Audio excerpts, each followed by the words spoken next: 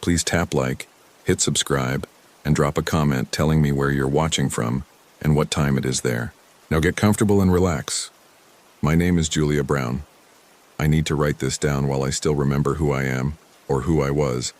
I'm not sure anymore. What happened at Mammoth Cave last month isn't something I can explain to anyone. When I try to tell people, they look at me like I've lost my mind. Maybe I have, but I know what I saw.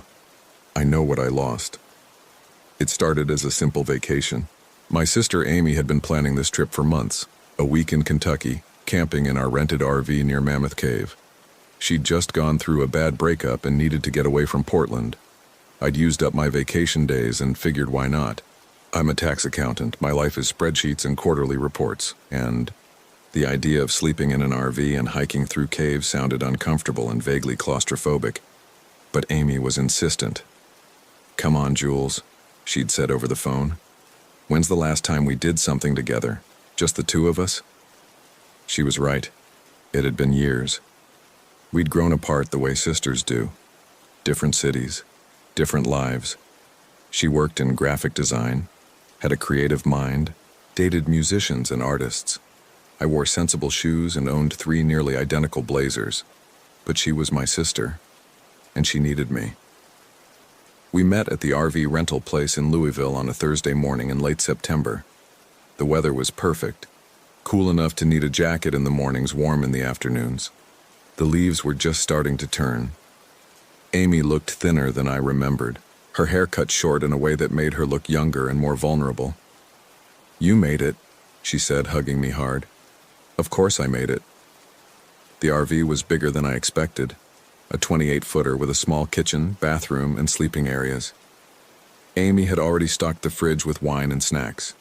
We spent an hour getting used to the controls before heading south toward Mammoth Cave National Park. The drive took about 2 hours. We caught up on the usual things: her ex-boyfriend Marcus, who'd cheated on her, my boring job, Mom's hip surgery, Dad's new boat. Normal sister talk. It felt good, actually. Easy. The RV park we'd reserved was about 3 miles from the main cave entrance, tucked into the woods off a narrow road. It wasn't one of those massive commercial campgrounds with swimming pools and miniature golf.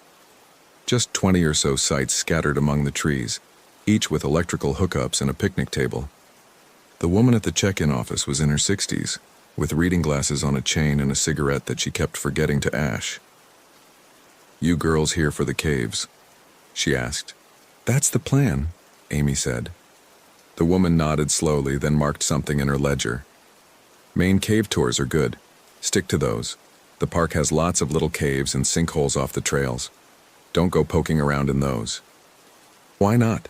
I asked. She looked up at me, and there was something in her expression I couldn't quite read. "People get lost. Every year, someone wanders into one of those unmapped caves thinking they're being adventurous. Search and rescue has to go in after them. Sometimes they find them, sometimes they don't. We'll stick to the tours," I promised. We parked the RV in Site 14. The neighboring sites were empty. Apparently, late September wasn't peak camping season. The trees pressed in close on all sides, mostly oak and hickory. It was quiet. Really quiet. No highway noise, no neighbors. Just the occasional bird and the wind through the leaves. That first night was fine. We grilled hot dogs on the fire pit, drank wine from plastic cups, and talked until after midnight. Amy told me about her therapy sessions, about how Marcus had made her feel small and stupid. I told her she deserved better. She asked about my life, and I realized I didn't have much to say. Work, apartment, occasional dates that went nowhere. "You need to live a little, Jules," she said, poking the fire with a stick. "I'm here, aren't I?" She smiled at that. "Yeah, you are." We went to bed around 1. I took the fold-out bed in the back. Amy took the one over the cab. The RV creaked and settled in the night. I could hear her breathing above me, could hear the wind in the trees outside. It took me a long time to fall asleep. The next morning, we drove to the visitor center and signed up for the historic tour. 2 hours underground, walking through massive chambers and narrow passages. The tour guide was enthusiastic and knowledgeable. The cave was impressive, I'll give it that. Huge rooms with stalactites and stalagmites, underground rivers, places where the ceiling disappeared into darkness above our heads. But it was the darkness that got to me, not the darkness we walked through with our flashlights and the guide's lantern. The darkness beyond that, the kind you could feel pressing in from all sides, the kind that had been there for millions of years and would be there long after we left. I'm not claustrophobic, but down there, I started to understand how someone could be. Amy loved it. She took dozens of photos, asked the guide questions, wanted to know about the unmapped sections of the cave system. Mammoth Cave is the longest cave system in the world, the guide said. Over 400 miles mapped so far, but there's probably hundreds more miles we haven't found yet. Every year, cavers discover new passages. Do people ever go into the unmapped sections? Amy asked. The guide smiled politely. Only authorized research teams. It's extremely dangerous, easy to get lost, and the passages can be tight. We've had fatalities over the years. After the tour, we grabbed lunch at a diner in Cave City and drove back to the campground. It was 3 p.m. The campground still seemed empty. I hadn't seen anyone else since we arrived. Want to go for a hike? Amy asked. Sure. We took one of the trails that branched off behind the campground. It wasn't an official park trail, just a dirt path winding through the woods. The trees were thick here, blocking out most of the sunlight. The trail was covered in leaves, and we had to watch our footing. After about 20 minutes, Amy stopped. Do you hear that? I listened. There was a faint sound, like wind moving through a tunnel. Yeah, what is it? I think there's a cave entrance near here. Amy, the woman at the office said. She said don't go into unmapped caves, we're just going to look. She was already pushing through the underbrush, following the sound. I followed her because that's what I always did. The wind tunnel sound got louder. After another few minutes, we found it. A hole in the ground about 6 feet across, partially hidden by fallen branches and overgrown with moss and vines. The sound was coming from inside, air moving in and out, like the cave was breathing. Amy knelt at the edge and shined her phone's flashlight down. The hole dropped straight down about 10 feet, then seemed to open into a larger space. We should go back, I said. It's not even that deep. Look, there's a ledge right there, Amy. She looked up at me and I saw that expression, the one she'd had since we were kids, right before she did something reckless. 10 minutes. We just climb down, look around, climb back up. Come on, Jules. When are we going to get another chance like this? I should have said no. I should have been the responsible one, the older sister, the one who followed the rules. But Amy was looking at me like she used to when we were kids, like I was the only person in the world who understood her, who would follow her into anything. 10 minutes, I said. The climb down wasn't difficult. There were natural footholds in the rock, and it was only about 10 feet. We dropped into a small chamber, maybe 20 feet across. The air was cool and damp and smelled like minerals and earth. Our phone lights carved weak circles in the darkness. The wind sound was louder here, coming from a passage at the far end of the chamber. This is amazing, Amy whispered. The passage was about 4 feet high. We had to crouch to move through it. I wanted to turn back, but Amy was already ahead of me, and I didn't want to be alone in that first chamber. The passage curved and descended, the sound of wind growing louder and then fading. After maybe 50 feet, it opened into another chamber, this one bigger. Our lights couldn't reach the ceiling. The floor was uneven, covered in loose rocks and what looked like old bones. Probably animals that had fallen in and couldn't get out. The air felt different here. Thicker somehow. Older. Amy, we should go back now. Just a minute. She was moving toward the far side of the chamber, where another passage opened. This one was wider, almost like a hallway, and there was something about it that bothered me. It looked too regular, too intentional, like it had been carved rather than formed naturally. Amy, seriously, we've been down here more than 10 minutes. She stopped and turned back toward me, and her face in the flashlight glow looked strange, excited but also frightened. Do you feel that? Feel what? I don't know. Something. I felt it then. A sensation like pressure changing, like right before a thunderstorm. The air seemed to thicken even more, and there was a sound, not the wind this time, but something else. Something that might have been breathing or might have been my imagination. "We're leaving," I said. "Now." Amy didn't argue. We made our way back through the narrow passage and climbed out of the entrance hole. The sunlight seemed shockingly bright. I realized we'd been down there almost 30 minutes, not 10. "That was incredible," Amy said as we walked back to the campground. I didn't answer. I was thinking about that passage, the way it had looked carved, the pressure in the air, the breathing sound that wasn't breathing. Back at the RV, we made dinner and sat outside as the sun set. The temperature dropped quickly. Amy built another fire and we sat close to it, drinking beer and watching the flames. "Thanks for coming with me down there," Amy said. "I know it's not really your thing. It's fine. You ever feel like your life is just passing you by? Like you're watching it happen instead of living it?" "Sometimes." That's how I felt with Marcus. Like I was just going through the motions, waiting for something to start. But down in that cave, I felt alive. Does that make sense? "Yeah," I said, though I wasn't sure it did. We went to bed around 11. I was exhausted but couldn't sleep. I kept thinking about that carved passage, about the way the air had felt. At some point, I must have dozed off because I woke to Amy shaking my shoulder. Jules, wake up." I sat up. "What? What's wrong?" "Come outside, you need to see this." She was already dressed. I pulled on jeans and a sweatshirt and followed her out of the RV. It was still dark, maybe 3 or 4 in the morning. The fire had died to embers. Amy's phone flashlight was on, pointed at the ground near our picnic table. "Look at your shadow," she said.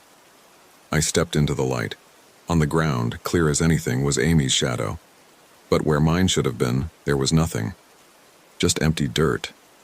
I waved my arms, jumped, moved around the light source. Nothing. "It's the angle," I said, "or the phone light isn't bright enough." Amy walked to the RV and turned on the exterior lights. They flooded the campsite with bright white light. Her shadow appeared instantly sharp and dark. Mine didn't. I felt something cold settle in my stomach. "That's not possible. I noticed it when I got up to pee. You were standing by the door and the light was on and there was no shadow." "It's a trick of the light," I said. But even as I said it, I knew it wasn't. I could see Amy's shadow moving with her. I could see the shadows of the trees and the picnic table in the RV. But when I stood in the light, there was nothing. "Did something happen in the cave?" Amy asked. "Did you feel anything weird?" "No, I mean the pressure thing, but we both felt that. Maybe we should go to a hospital." "And tell them what? That I lost my shadow? They'll think we're on drugs." We stood there for a long time, both of us staring at the absence where my shadow should have been. Finally, Amy turned off the lights. "Maybe it'll come back," she said. "Maybe it's just temporary." But I knew it wouldn't. Something in that cave had taken it. I didn't know how or why, but I knew it was gone. We didn't sleep for the rest of the night. We sat in the RV drinking coffee and not talking about what we both knew was impossible. When the sun came up, Amy insisted on trying again. We stood outside in the early morning light, and again, her shadow was there and mine wasn't. "We need to go back to that cave," Amy said. "Are you insane?" "Whatever happened to you, it happened down there. Maybe if we go back, we can fix it. Or maybe something worse will happen." "Jules, you don't have a shadow. Do you understand that? Do you understand how wrong that is?" I did understand. I'd been trying not to think about it. But I did understand. It wasn't just that it was impossible. It was that it was fundamentally wrong. Like some basic rule of reality had been broken, and I was the proof. We drove to the visitor center and tried to explain to the ranger what had happened, leaving out the part about going into an unmapped cave. The ranger looked at us like we were crazy, which was fair. He walked us outside into the parking lot and asked me to stand in the sun. "You have a shadow," he said, pointing down. I looked.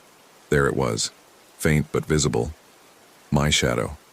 Amy saw it too. "Oh, thank God," she said. But I knew something was wrong. The shadow looked right, but it didn't feel right. Like it was there, but not there. A copy of something instead of the real thing. We drove back to the campground. The relief Amy felt lasted until we got back to our site and I stepped into the shade under the trees. The shadow disappeared again. "It's only there in direct sunlight," Amy said. "That's not how shadows work." "I know." We spent the rest of the day testing it. In direct sunlight, the strong midday sun, my shadow appeared, though it always looked slightly faint, slightly wrong. But in any other light, shade, clouds, artificial light, it was gone completely. That night, Amy wanted to go back to the cave. I refused. We argued about it until we were both exhausted, and finally, she went to bed angry. I sat outside alone, watching the fire and trying to understand what had happened to me. Around midnight, I heard Amy get up and leave the RV. I figured she was going to the bathroom, but after 10 minutes, she still hadn't come back. I went looking for her. She wasn't in the bathroom. She wasn't anywhere in the campground. I called her name, quietly at first, then louder. No response. I went back to the RV and grabbed my phone, tried calling her. It went straight to voicemail. I knew where she'd gone. I found a flashlight and headed up the trail toward the cave. The woods were completely dark and the flashlight beam seemed pathetically weak. I kept calling Amy's name. The wind picked up, and the trees creaked and swayed overhead. When I reached the spot where the cave entrance should have been, I couldn't find it. The underbrush looked different. The trees seemed to have shifted. I spent 20 minutes searching, getting increasingly frantic before I finally found the hole in the ground. The branches and vines that had partially covered it before were pulled aside. "Amy!" I shouted into the darkness. My voice echoed back, distorted. I shined the flashlight down. I could see the ledge we'd climbed onto, but nothing beyond that. I should have climbed down. I should have gone after her. But I couldn't make myself do it. The cave felt wrong in a way I can't properly describe. Like it was waiting, like it wanted me to come down. I went back to the campground and told the woman in the office that my sister was missing. She called the park rangers. 2 of them showed up within an hour. I explained that Amy had wandered off in the night, that I'd looked for her but couldn't find her. I didn't mention the cave. They searched through the night and into the next morning. A team of 6 rangers and volunteers combing the woods around the campground. Around noon, one of them found her. She was sitting on a fallen log about a quarter mile from the cave entrance, staring at nothing. When they brought her back, she looked at me like she'd never seen me before. "Amy?" I said. "Hi, Jules," she said and smiled. The ranger asked her what had happened, where she'd been. She said she'd woken up and couldn't sleep, so she'd gone for a walk. She must have gotten turned around in the dark. She'd sat down to wait for daylight and must have dozed off. It was a reasonable explanation. The rangers seemed satisfied. They checked her for injuries, gave her some water, and reminded us to stay on the trails. After they left, Amy went into the RV and took a shower. I waited outside, trying to convince myself that everything was fine. She was back. She was safe. Whatever had happened to my shadow was a separate issue, something I'd deal with later. But when Amy came out of the shower, I knew something was wrong. She moved differently. Her gestures were slightly off, like she'd studied how a person moves but hadn't quite mastered it. And her eyes, they looked at me, but there was something absent in them, some essential spark that made her Amy. "You went to that cave, didn't you?" I said. "I went for a walk. Amy, please, tell me what happened." She tilted her head, and the movement was all wrong. Too smooth, too calculated. "I'm hungry. Let's make breakfast." We made eggs and toast in the tiny RV kitchen. She ate mechanically, chewing each bite exactly 20 times before swallowing. She'd never done that before. She drank her coffee black even though she always put cream and sugar in it. When I pointed this out, she looked confused. "I've always liked it black," she said. "No, you haven't." She smiled again, and the smile was like a mask. People change, Jules. I decided we needed to leave. I told her I wasn't feeling well, that we should pack up and head home early. She agreed without argument, which also wasn't like her. We broke camp and started the drive back to Louisville. Halfway there, as we were driving through a small town called Horse Cave, Amy asked me to pull over. "I need to see a cave," she said. "What? No, we're going home. Just a quick stop. Hidden River Cave is right here. It'll take 20 minutes. Amy, please, Jules. I just need to see it." I should have kept driving, but part of me hoped that maybe if we went into another cave, maybe if we retraced our steps, something would fix itself. My shadow would come back. The real Amy would come back. Hidden River Cave was a commercial tour cave in the center of Horse Cave. We paid for tickets and joined a small group for the tour. The guide talked about the cave's history, about how it had been used for various purposes over the years. I barely listened. I was watching Amy. She kept touching the cave walls, running her fingers over the limestone. When we reached a section where the tour stopped for the guide to tell a story, Amy wandered away from the group toward a dark passage. I followed her. "Amy, we need to stay with the tour." She turned to me, and in the dim light her face looked different. "Wrong. Do you know what you gave up?" "What are you talking about?" "In the cave. The first cave. You passed through something and it took payment. It always takes payment." "You're not making sense. Your shadow isn't gone, Jules. It's paying your toll. It's walking the dark places for you. But it's still part of you, and someday it's going to want back." "Who are you?" She smiled, and her teeth seemed too white in the darkness. "I'm your sister. Who else would I be?" The tour guide called back to us, asking if we were okay. I grabbed Amy's arm and pulled her back to the group. Her skin felt cold through her sleeve. We finished the tour in silence. When we got back to the RV, I told her we were going to a hospital. She refused. We argued. Finally, I told her I was going to call Mom and Dad, that they'd make her get checked out. "There's nothing wrong with me," she said, and her voice had an edge to it I'd never heard before. "I'm perfectly fine. Better than fine, actually. I feel clear. Like I've been living in fog my whole life, and now I can finally see." "See what?" "Everything. The way things really are. The spaces between things.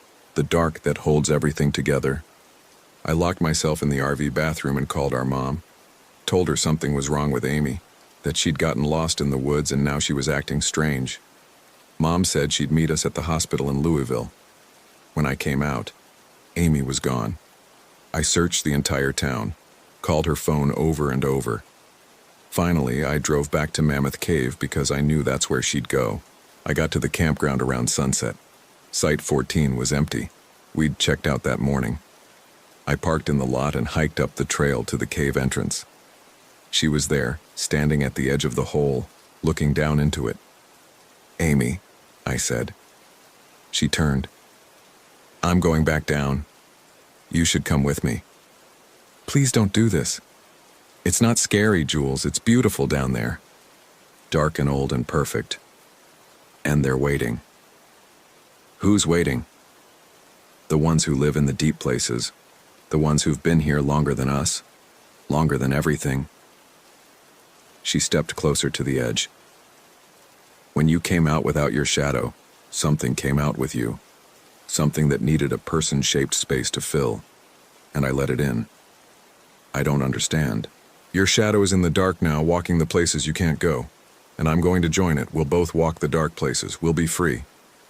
"Amy, you're not making sense. You need help. Please, just come back to the RV with me. We'll figure this out." She looked at me with eyes that were my sister's but also weren't. "I can't come back, Jules. I belong to the dark now. But I wanted to see you one more time. The real you, not the thing that's going to take your place." "What thing?" "It's already happening. Every time you stand in shadow now, you're a little bit less. And every time you stand in sunlight, something else is a little bit more. Eventually, there won't be enough of the real you left. The thing will be all that remains." "You're lying." "Am I?" "Check your reflection sometime. Really look at it." She climbed down into the cave. I tried to follow, but when I reached the edge and looked down, the darkness seemed absolute, impenetrable. I couldn't see the ledge, couldn't see anything. "Amy!" I screamed into the hole. Nothing came back, not even an echo. I called the rangers again. They searched for 3 days. They brought in specialized cave rescue teams, technical climbers, expert cavers. They explored every accessible passage in the area. They found nothing. No trace of Amy. The cave I'd climbed down into with her wasn't on any map. Some of the search team said there was no cave there at all, just a natural depression in the ground. I stayed in Louisville for 2 weeks, in a hotel, waiting for news that never came. The police investigated but had no leads. Amy's phone had been turned off since the night she first disappeared from the campground. Her bank accounts hadn't been accessed. It was like she'd simply vanished. I tried to tell them about the cave, about what happened to my shadow, about how Amy had changed. They thought I was traumatized, possibly suffering from a breakdown. A kind detective suggested I see a therapist. Eventually, I had to go home. My life was in Portland. I had a job, an apartment, responsibilities. Mom and Dad stayed in Kentucky, organizing searches, putting up flyers, calling anyone who might help. But I knew they wouldn't find her. She was in the dark places now, walking somewhere I couldn't follow. That was 6 weeks ago. The shadow situation has gotten worse. In direct sunlight, I still have one, but it's getting fainter. Like a photocopy of a photocopy. And at night, or in artificial light, or in shade, nothing. People notice now. They don't say anything, but I can see them looking at the ground around me, at the empty space where something should be. And Amy was right about the reflection thing. When I look in a mirror, sometimes I see something that isn't quite me. The proportions are slightly off. The eyes are a bit too far apart. The smile doesn't reach the right parts of the face. It's subtle enough that I can convince myself I'm imagining it. But I know I'm not. I've been researching cave legends, folklore about shadows, stories about people who go into the ground and come back changed. There are more of them than you'd think. Every culture has variations. People who lose their shadows, people who lose their reflections, people who trade something essential for passage through dark places. The payment Amy talked about.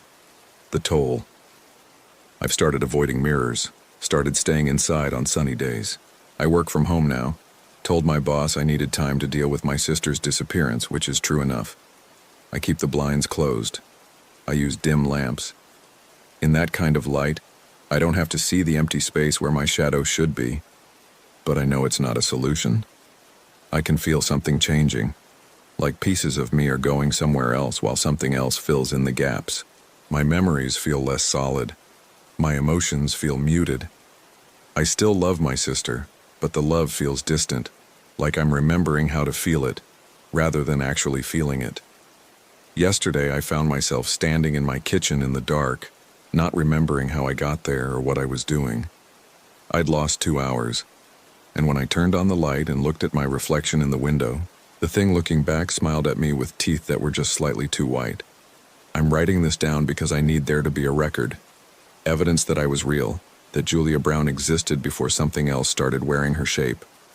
I don't know how much longer I have before there's nothing left of me. Sometimes I think about driving back to Kentucky, finding that cave, climbing down into it and walking until I find Amy and my shadow and whatever took them both. Maybe that's where I belong now. Maybe that's the only way to be whole again. But I'm afraid, not of the darkness or what lives in it. I'm afraid that when I get down there, I'll realize I belong there, that the thing taking my place is better at being human than I ever was, that the dark places are where I was always meant to end up. Last night I had a dream. I was standing in a cave, not the one Amy and I found, but something bigger, older. The walls stretched up forever into blackness, and all around me, in the shadows, were people. Hundreds of them. Thousands. All standing perfectly still, all facing the same direction, all wearing human shapes but empty inside. And I saw Amy. She was standing in the center of them, and she looked happy. More than happy. Complete. She saw me and smiled. "Welcome home, Jules," she said.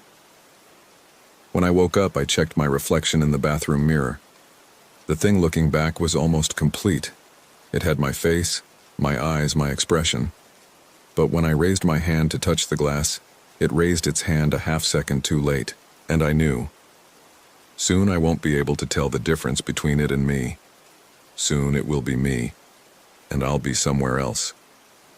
Walking the dark places, paying the toll. I'm trying to decide if that's a bad thing.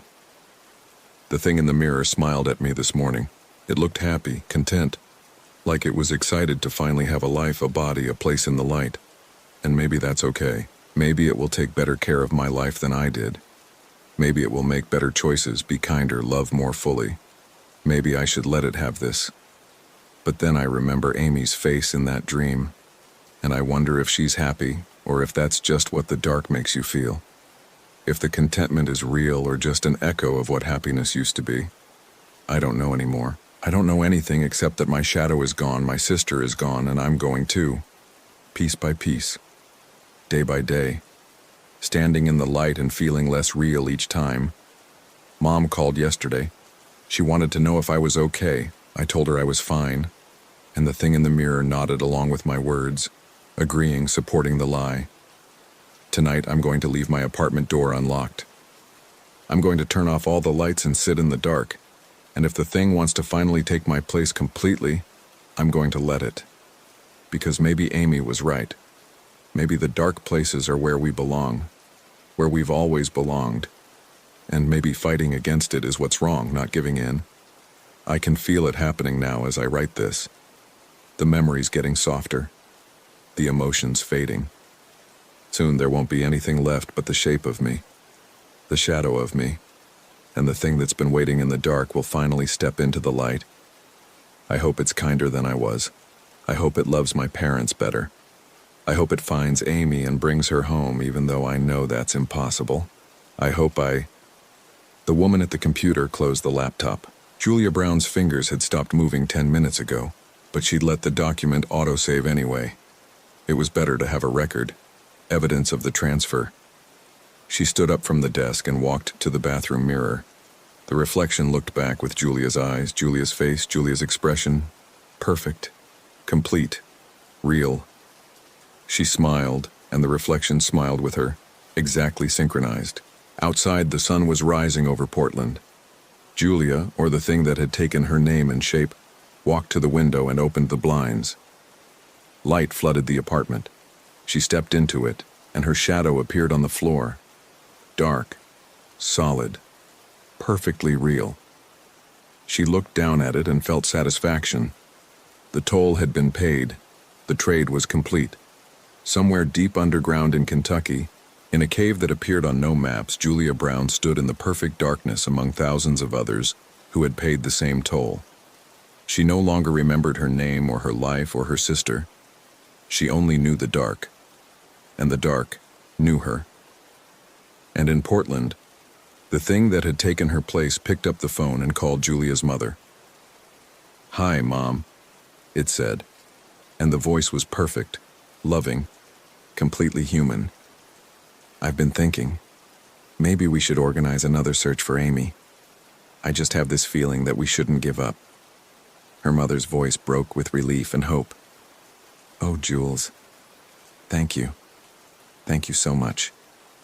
The thing that wore Julia's face smiled. It would be a good daughter, a good person. It would live Julia's life better than Julia ever could. After all, it had paid everything to have this chance. And in the dark places beneath the earth, Julia Brown stood among the others and felt nothing at all. Not fear, not regret, not loss. Just the endless dark, pressing in from all sides, comfortable and complete and eternal.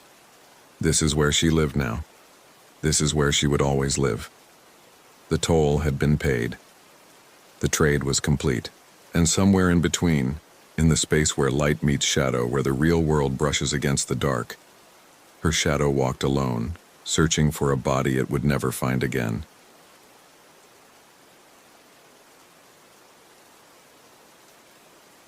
My name is Ava Johnson. I need to write this down while I still can, while I'm still sure which thoughts are mine. What happened at the Badlands started 3 months ago, but I'm only now able to talk about it.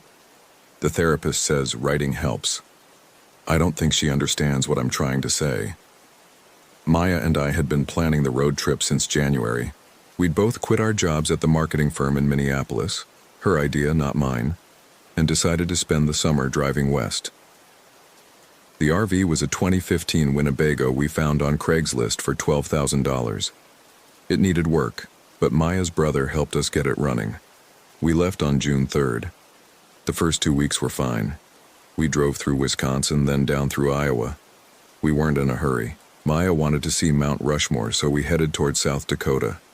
I remember arguing about it because I thought it was touristy, but she said we were already driving through the state anyway.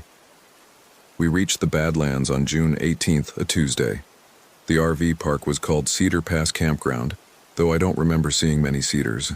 It was mostly flat land with some rock formations in the distance. The woman at the check-in booth was maybe 60, with gray hair pulled back. She didn't smile much. She gave us a map of the campground and pointed to Site 47. "How long you staying?" she asked. "Just 2 nights, Maya said. The woman nodded and handed us a brochure about hiking trails. "Don't go out after dark," she said. "Easy to get turned around." I thought that was standard advice, but Maya laughed after we drove away. "Don't go out after dark? What is this, a horror movie?" Site 47 was at the far end of the campground, past the bathrooms and the small camp store. There were maybe 30 other RVs scattered around, but ours was the most isolated. A few scraggly trees provided some shade. We parked and leveled the RV. Then I made sandwiches while Maya set up the folding chairs outside. The first thing I noticed was how quiet it was. Not peaceful quiet, just absent of sound. No birds, no insects, no wind. Maya didn't mention it, so I didn't either. We ate lunch and then decided to explore one of the shorter trails before it got too hot. The Notch Trail was supposed to take about 2 hours round trip. We brought water bottles and wore our hiking boots. The trail was empty except for one other couple we passed going the opposite direction. They were older, maybe in their 50s. The man nodded at us, but the woman didn't look up. Maya took photos of the rock formations. She wanted to post them on Instagram, but there was no cell service. "I'll upload them later," she said, taking another picture of the striped sediment layers. We finished the hike and got back to the RV around 4. I wanted to shower, but the campground bathrooms were a 5-minute walk, and Maya said we should wait until after dinner. So we sat in the folding chairs and drank beer from the cooler. That's when I first noticed the shadow thing, though I didn't realize what I was seeing at the time. The sun was behind us, about an hour from setting. Our shadows stretched out in front of the RV, long and distorted on the dirt. Maya was talking about whether we should drive to Mount Rushmore the next day or rest another day at the campground. I was only half listening because I was watching our shadows. Maya lifted her beer to her mouth. Her shadow didn't move. I blinked and looked again. The shadow was there, same as before, stretched out on the ground. But it was in a slightly different position than Maya. Her arm was raised, holding the beer bottle. The shadow's arm was at its side. "Did you see that?" I asked. "See what?" I pointed at the ground. Maya's shadow was normal now, matching her position exactly. "Never mind," I said. We cooked hot dogs on the camp stove for dinner. The other campers were starting evening fires. I could see smoke rising from several sites. Some people had strung up lights. There was a family with 2 kids a few sites over, and I could hear the children laughing. After dinner, Maya wanted to make a fire too. We bought some wood from the camp store, $5 for a small bundle, and tried to get it started. The wood was dry and we had newspaper and matches, but it wouldn't catch. We tried for 20 minutes. "Fuck it," Maya said eventually. "It's not even that cold." We gave up and went inside the RV. Maya wanted to play cards, but I was tired. I lay down on the bed in the back while she sat at the small table, looking through the hiking brochures. "There's a night sky program tomorrow," she said, "at the visitor center. Want to go?" Maybe. I must have dozed off because when I opened my eyes, the RV was dark. Maya had turned off the lights. I could hear her breathing in the bed across from mine. We'd converted the dining area into a second sleeping space. I needed to use the bathroom. I didn't want to walk to the campground facilities in the dark, but the RV's bathroom was barely functional. We'd had plumbing issues since Iowa. I put on my shoes and grabbed the flashlight. "Maya," I whispered. She didn't respond. The campground was quiet. Most of the RVs had their lights off. A few still had fires going, just embers now.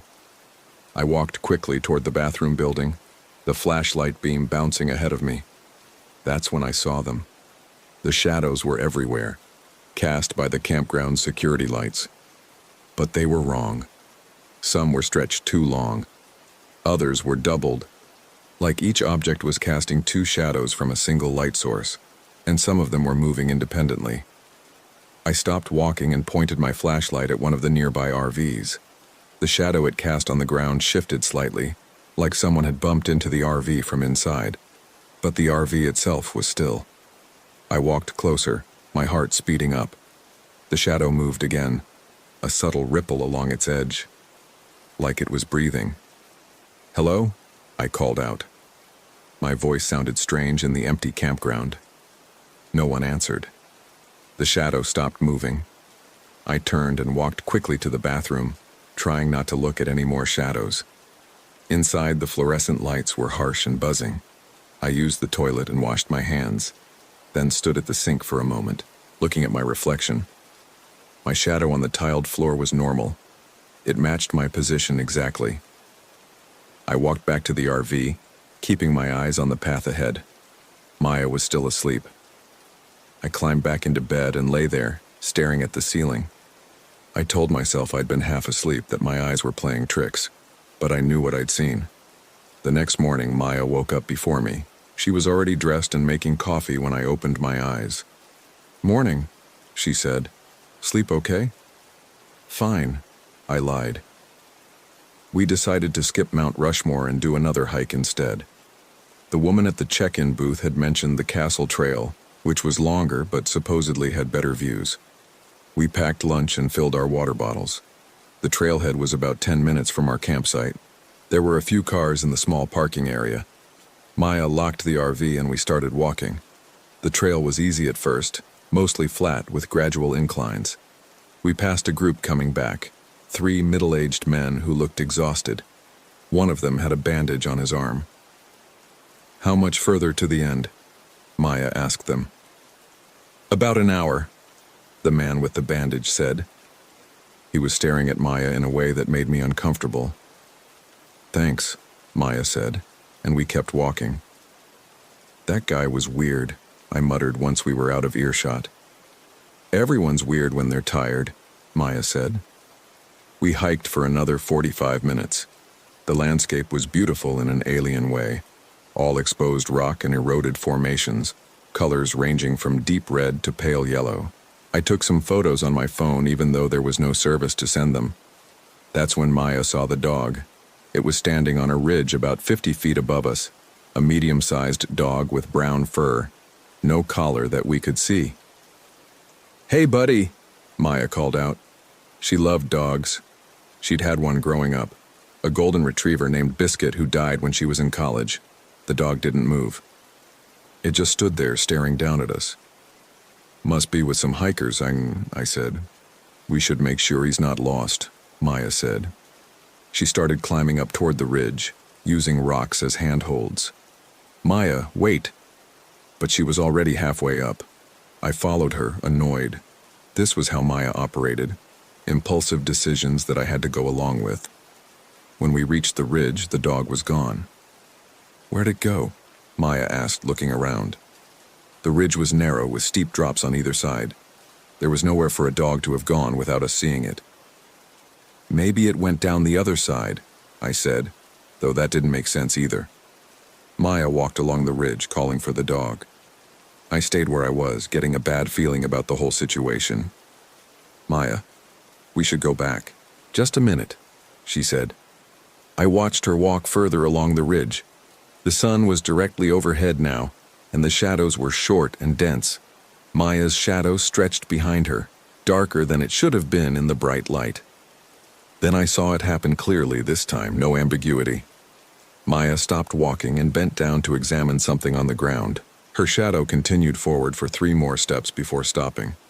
I felt my stomach drop. Maya. She stood up and turned around. What? Come back here. Now. She must have heard something in my voice because she didn't argue. She walked back toward me and I watched her shadow the entire time. It moved with her now, matching her steps exactly. What's wrong? She asked when she reached me. I didn't know how to phrase it. Did you notice anything weird just now? Like what? Your shadow. It moved wrong. Maya looked down at her shadow, then back at me.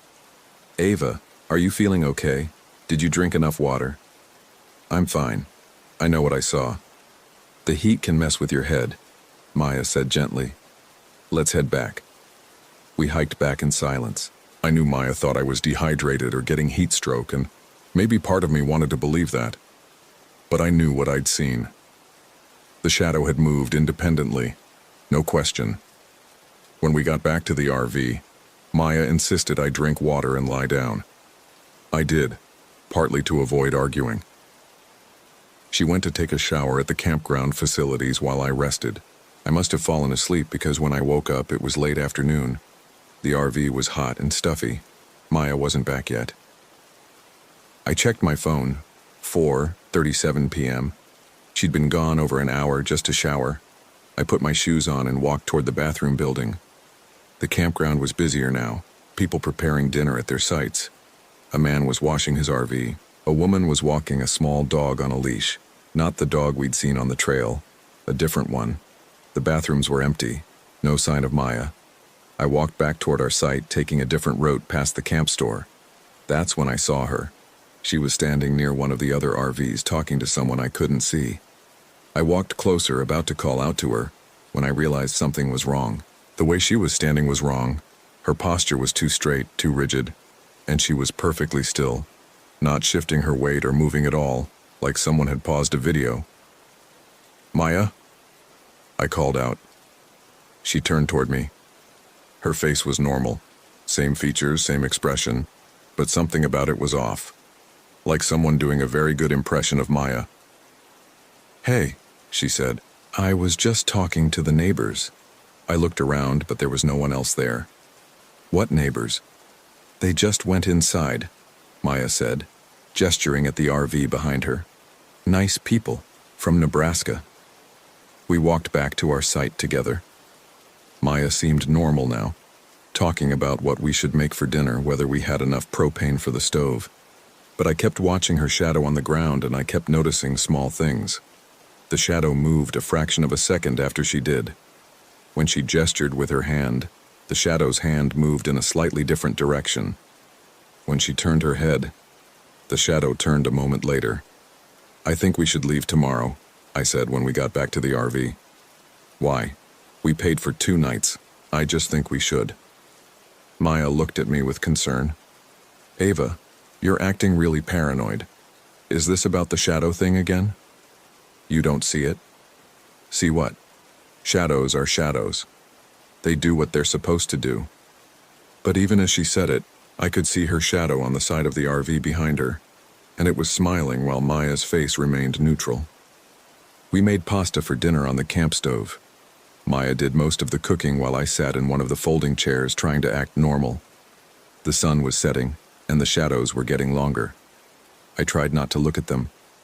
After dinner, Maya wanted to try the fire again. Maybe last night's wood was damp, she said. We arranged the wood and newspaper in the fire ring. Maya lit it with a match. The fire caught immediately this time, flames rising quickly. See? Maya said, smiling. Just needed dry wood. We sat in the chairs watching the fire. The other campers had fires going too. I could see the orange glow from their sights, hear the faint sound of conversation and laughter. Everything seemed normal, like a regular camping trip. I'm sorry I've been weird, I said. It's okay. I know I dragged you into this trip. You didn't drag me. I wanted to come. Maya poked at the fire with a stick. Remember when we used to camp in high school? That trip to Lake Superior? Yeah. That was fun. We should have done more trips like that. We sat in silence for a while. The fire crackled. The sky was getting dark. Then I noticed Maya's shadow on the ground, cast by the firelight. It was sitting in the chair like she was, but its head was turned toward me while Maya was looking at the fire. The shadow was watching me. I stood up quickly, knocking my chair backward. "What?" Maya asked, startled. "I need to go inside." I went into the RV before she could respond. I could hear her calling after me, but I closed the door and locked it. My hands were shaking. I sat on the bed and tried to think rationally. Shadows don't move independently. Shadows don't watch people. I was overtired, stressed from the trip, maybe dehydrated like Maya said. There had to be a logical explanation. Maya knocked on the door. "Ava, come on, open up." "I'm fine, I just need a minute." "You're scaring me." I didn't respond. I heard her try the door handle, then walk away. A minute later, I heard the folding chair scrape as she sat back down. I lay on the bed and closed my eyes. I needed to sleep, to reset. In the morning, we'd leave. We'd drive to Waldrug or wherever, get away from this campground. Everything would be fine. I don't know what time I fell asleep, but I woke up to complete darkness. The RV was quiet. I fumbled for my phone. 2:14 a.m. Maya's bed was empty. I got up and looked out the window. The campfire was out, just faint embers. The folding chairs were empty. No sign of Maya. I put my shoes on and grabbed the flashlight. Outside, the campground was dark and silent. The security lights cast long shadows everywhere. I forced myself not to look at them. "Maya," I called out softly. No response. I walked toward the bathroom building thinking maybe she'd gone there. But halfway there I saw something that made me stop. There were people gathered near one of the other RVs. Maybe 8 or 10 of them, standing in a loose circle. They weren't moving or talking, just standing there in the dark. I walked closer, shining my flashlight. They didn't react to the light. Then I saw Maya. She was standing in the circle with them. "Maya!" I ran toward her. She turned to look at me. The flashlight beam illuminated her face, and I saw that same wrong expression. Too neutral, too still. "What are you doing out here?" I asked, grabbing her arm. She didn't answer. None of them did. They just stood there, staring at me with blank faces. I pulled Maya away from the group, and she followed without resistance. We walked back to our RV, and I kept checking over my shoulder to see if anyone was following us. They weren't. They just stood there in their circle. Inside the RV, I locked the door and turned on all the lights. Maya sat on her bed, still with that blank expression. "Maya, what's wrong with you? What were you doing out there?" She blinked slowly, then seemed to come back to herself. "What? When did we come inside?" "Just now. You were standing outside with those people." "What people?" "The campers. They were in a circle near site. I don't know. Somewhere in the middle of the campground." Maya looked confused. "I don't remember going outside." "You don't remember?" "I was sleeping. Then I was here." "Did I sleepwalk?" I stared at her, trying to figure out if she was lying. But Maya wasn't a good liar. She looked genuinely confused. "We're leaving," I said. "Right now. We're packing up and leaving." "Ava, it's the middle of the night." "I don't care." I started throwing our things into bags. Maya watched me for a moment, then started helping. We packed quickly, shoving clothes and food into whatever bags we could find. I didn't care about being organized. When we were ready, I got into the driver's seat. Maya sat in the passenger seat, quiet. I started the engine and turned on the headlights. That's when I saw them. The shadow people, or whatever they were standing around the RV. Not the actual people, just their shadows cast by the RV's headlights. But they had no sources, no bodies creating them. Just shadows standing there, dozens of them surrounding us. "Ava," Maya said quietly. "Do you see?" "Yes." I put the RV in reverse and backed up slowly, trying not to hit any of the shadows. They moved out of the way, gliding smoothly across the ground. I shifted into drive and headed toward the exit. The shadows followed us, running alongside the RV. I could see them in the side mirrors. dark figures keeping pace with us even as I accelerated. They moved wrong, jerky and fluid at the same time, like stop-motion animation. I drove faster, not caring about the speed limit in the campground. The RV bounced over ruts in the dirt road. Maya gripped the dashboard, not saying anything. We reached the exit gate, which was closed. There was a small booth next to it, but no one was inside. I stopped the RV and got out, running to the gate. There was a manual latch. I lifted it and pushed the gate open, then ran back to the RV. The shadows were closer now. I could see them clearly in the headlights, human-shaped but with no features, just darkness that moved. They were reaching toward the RV. I jumped back in and drove through the open gate. The shadows didn't follow us past it. They stopped at the boundary, standing in a line, watching us leave. I drove for 20 minutes before pulling over at a rest stop. We sat in the parking lot, engine running, neither of us speaking. Finally, Maya said, "What the fuck was that?" "I don't know. Those were shadows, just shadows. That's not possible." "I know." We stayed at the rest stop until dawn. I couldn't sleep. Just sat in the driver's seat, watching the sky gradually lighten. Maya dozed in the passenger seat. When the sun came up, I started driving again. We headed west, away from the Badlands, not really having a destination. We just needed to get distance. We stopped for breakfast at a truck stop somewhere in Wyoming. Inside the diner, Maya went to the bathroom while I ordered coffee. I sat in a booth by the window looking out at the parking lot. That's when I saw it, Maya's reflection in the window. She was standing behind me, looking down at me with that same blank expression. But Maya was still in the bathroom. I could see the bathroom door from where I sat, and it hadn't opened. I turned around. No one was there. When I looked back at the window, the reflection was gone. Maya came back a minute later and slid into the booth across from me. "They didn't have any towels," she said. "I had to use toilet paper to dry my hands." I studied her face, trying to see any sign that something was wrong. She looked normal. She ordered pancakes and ate them quickly, talking about whether we should find a new campground or just drive straight through to California. But I kept noticing little things. The way she held her fork was slightly different than usual. The way she laughed at something on her phone, a half-second too late, like she was imitating the sound. The way she looked at me when she thought I wasn't paying attention, assessing, calculating. We paid and left. In the parking lot, I saw our shadows on the pavement. Mine looked normal. Maya's was slightly offset, like it was standing a foot to the left of where she actually was. We got back in the RV. Maya wanted to drive for a while, so we switched places. I sat in the passenger seat watching her. She drove normally, checking mirrors, using turn signals, maintaining the speed limit. Everything was fine.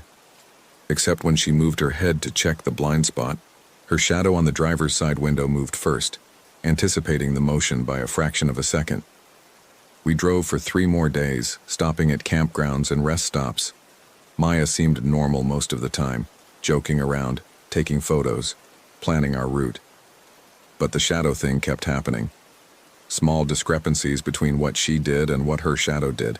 Sometimes the shadow would be in a different position entirely, like it was showing what she would do next or what she wanted to do but didn't. I started taking pictures of her when she wasn't looking, trying to capture it on camera. But in the photos, everything looked normal. The shadow matched her perfectly. On the 4th day, we were at a campground in Idaho. Maya was outside, grilling chicken on a portable grill we'd bought at Walmart. I was inside the RV looking through the window at her. Her shadow on the ground was waving at someone. Maya wasn't waving. She was just standing there, flipping the chicken with tongs. I went outside. "Who are you waving at?" "What?" Maya looked at me, confused. "Your shadow was waving." "Ava, stop." "I'm serious. I saw it." Maya put down the tongs and turned to face me. "You need to stop this. You're becoming obsessed. Shadows don't move on their own. It's not possible." "Then how do you explain what happened at the Badlands?" "I don't know what happened. Maybe we were both overtired. Maybe there was some weird lighting thing. But shadows don't move independently. That's not how physics works. I know what I saw." "You need help," Maya said, not unkindly. I think you should talk to someone when we get home. But I knew I wasn't crazy. I knew what I was seeing, and I was starting to suspect that Maya knew too. That night, I pretended to fall asleep. I lay in my bed with my eyes closed, breathing slowly and evenly. I heard Maya moving around the RV, brushing her teeth, changing into pajamas, getting into her bed. After about 20 minutes, when she thought I was asleep, I heard her get up. I cracked my eyes open just enough to see. Maya was standing in the middle of the RV, perfectly still, with her back to me. The moonlight coming through the windows cast her shadow on the floor. The shadow was moving. It raised its arms above its head, then bent down, then stood up straight again. It moved fluidly, like it was stretching or performing some kind of ritual, but Maya's body remained completely still. I must have made a sound because Maya turned around. Our eyes met. "You're awake," she said. "What are you doing?" "Nothing. Going to the bathroom." But she didn't move toward the bathroom. She just stood there looking at me, and her shadow continued moving on the floor, independent of her body. "That's not you," I said. "What? That's not you. I don't know what you are, but you're not Maya." Maya, or whatever was wearing her face, tilted her head slightly. "Don't be ridiculous. Prove it. Tell me something only Maya would know.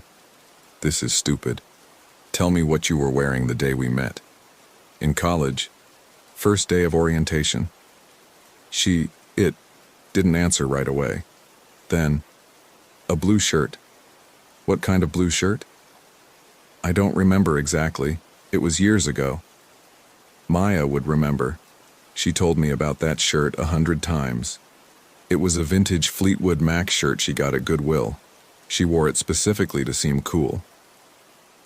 The thing wearing Maya's face smiled, but it was wrong, too wide, too sharp. "You're being paranoid. Get away from me. Ava, calm down. Get away from me." I jumped out of bed and ran to the door. It was locked from the inside, and I fumbled with the latch while the thing, walked slowly toward me. I got the door open and ran outside. The campground was dark and quiet. I could see other RVs, but no lights in any windows, no signs of life. I ran toward the campground office, hoping to find help. Behind me, I heard the RV door open and close. Footsteps following me. The office was locked and dark. I banged on the door. "Help! Someone help me!" No one came. I turned around. Maya was standing about 20 feet away, just watching me. Her shadow stretched toward me on the ground, reaching with long, dark fingers. "Please," I said. "Please, I just want my friend back." "Your friend is right here," Maya said. "No, you're not her." Maya walked closer. "Do you want to know what really happened at the Badlands?" I didn't answer. "It's not that complicated," she continued. "The shadows there have been waiting for a long time, waiting for people to notice them. Most people don't. They look right at us and don't see. But you saw, and once you see, we can see you back. We? The shadows. We're not what you think we are. We're not supernatural or evil. We just are. We've always been here, attached to you, following you, copying you. Most of you never realize. But you did." "What did you do to Maya?" "Nothing. She's still here. I'm just borrowing her sometimes, using her body when she's not fully present. You do it too, you know, everyone does. Those moments when you zone out, when you're not really there, that's when we can step in." I felt sick. "That's not possible." "It is, though. It happens more than you know. Haven't you ever felt like you weren't in control of your body? Like you were watching yourself do things but not really doing them? I had. Everyone had." "Let her go," I said. "I can't. Neither can you. This is just what we are now. What we've always been, really. You just didn't notice before." Maya reached out her hand. Her shadow reached out too, but in a different direction. "Come back to the RV, Ava. Let's finish our trip." I backed away. "No." "Where will you go?" I didn't know. I turned and ran into the darkness. away from the campground into the trees beyond. I could hear Maya, the thing, following me, but I didn't look back. I ran until I couldn't run anymore, until my lungs burned and my legs gave out. I collapsed against a tree, gasping for air. The forest was silent. No birds, no insects, no wind. Just like the Badlands. I pulled out my phone. No service, but I used the flashlight. I shined it around me, looking for a path, for anything. That's when I saw them. Shadows everywhere, attached to nothing. Dozens of them, maybe hundreds, standing between the trees. Human-shaped, animal-shaped, shapes I couldn't identify. All standing perfectly still, watching me. I turned off the flashlight. In the darkness, I could still see them. Darker shapes against the dark, somehow visible despite having no light source. They didn't move. They just watched. I sat there for hours, maybe longer. I lost track of time. Eventually, I must have fallen asleep because when I opened my eyes again, it was dawn. The shadows were gone. I was alone in the forest. I found my way back to the campground. The RV was still there, parked in our spot. The door was closed. I walked up to it slowly, not sure what I would find. Inside, Maya was asleep in her bed. She looked peaceful, normal. I watched her for a moment, then looked down at my own shadow on the floor. It was standing in a different position than I was. It was turned toward Maya's bed, watching her while I was looking at my feet. I looked up at myself in the small mirror by the door. I looked tired, scared, normal. But my shadow in the mirror was smiling. That was 3 months ago. We finished the road trip. We drove to California like we planned, spent a week in San Francisco, then drove back to Minneapolis. Maya never mentioned what happened at the Badlands, and neither did I. We acted like everything was normal. But it's not normal. I know that now. I watch my shadow all the time now. I can't help it. Most of the time it looks right, matching my movements exactly. But sometimes, maybe once a day, maybe less, I'll catch it doing something I'm not doing. Turning its head, moving its hand, smiling when I'm not. Maya's shadow is the same. I've watched her carefully and I see the discrepancies. She doesn't seem to notice. Or maybe she does, and she's just better at hiding it. The therapist says I have some kind of dissociation disorder triggered by stress. She's prescribed medication. I haven't taken it yet, because here's the thing. Everyone's shadows do it. Once you start looking, you see it everywhere. The barista at coffee shops, the person next to you on the subway, your co-workers, your family, strangers on the street, all their shadows, moving just slightly wrong, anticipating movements, making gestures their owners don't make, watching things their owners aren't watching. We're all being borrowed, used, copied. The thing at the Badlands was right. It happens in those moments when we're not fully present, when we're tired or distracted or zoned out. That's when they step in.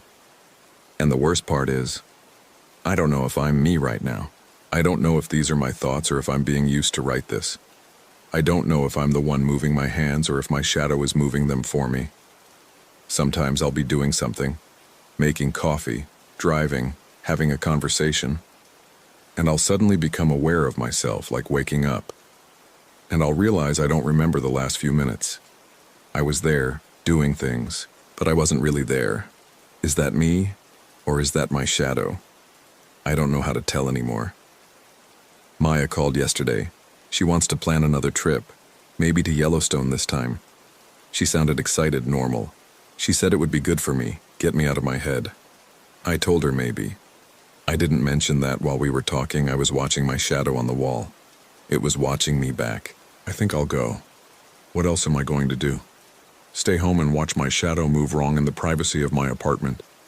At least on the road there's the illusion of control, the illusion that I'm the one making decisions. But I'm not sure I am anymore. I'm not sure any of us are. I'm writing this down because I need to tell someone, even if they don't believe me. Even if they think I'm crazy. Because soon, maybe tomorrow, maybe next week, I might not be able to. Soon the shadow might take over completely and I'll just be the thing it's copying. Or maybe I already am. I wish I could tell you how to stop it, how to protect yourself. But I can't. Because I don't think it can be stopped. I think it's always been this way. We just didn't notice. All I can say is, watch your shadow. Pay attention. Because the moment you stop paying attention is the moment it moves on its own. And once it starts moving, it never really stops. I'm going to Yellowstone with Maya next week. I'm going to finish this story the way it's supposed to finish. 2 friends on a road trip, having adventures, taking photos, making memories. And my shadow will be there too, doing all the same things. Or maybe it will be doing something different. Maybe it will be reaching for Maya while I smile at a sunset. Maybe it will be screaming while I laugh. I guess I'll find out. We all will eventually. Just remember to watch your shadow. That's all I can tell you. Watch your shadow and hope it doesn't notice you watching back.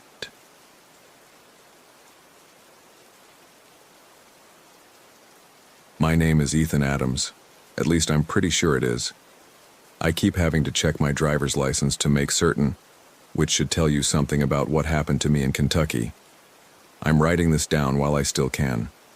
While I still remember enough to make it coherent. The doctors say there's nothing physically wrong with me. No brain trauma, no tumors, no obvious neurological damage, but I'm forgetting things. Important things. And the forgetting is getting worse. It started 3 weeks ago at an RV park near Mammoth Cave. I'd driven down from Michigan in my beat-up 2008 Winnebago, planning to spend 2 weeks exploring the area before heading further south. I'm a freelance web developer, so I can work from anywhere with decent internet, and I'd been feeling burnt out. I needed to get away from my apartment, from my routine, from everything. The RV park was called Green River Campground, one of those smaller operations run by a local family rather than a chain. I picked it because it was cheap and had good reviews about being quiet.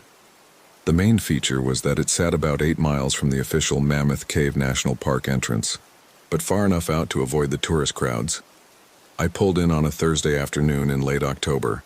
The woman who checked me in was maybe 60, with gray hair pulled back in a ponytail. Her name was Linda. I only remember that because I wrote it down in my phone right after. I've been writing everything down since this started.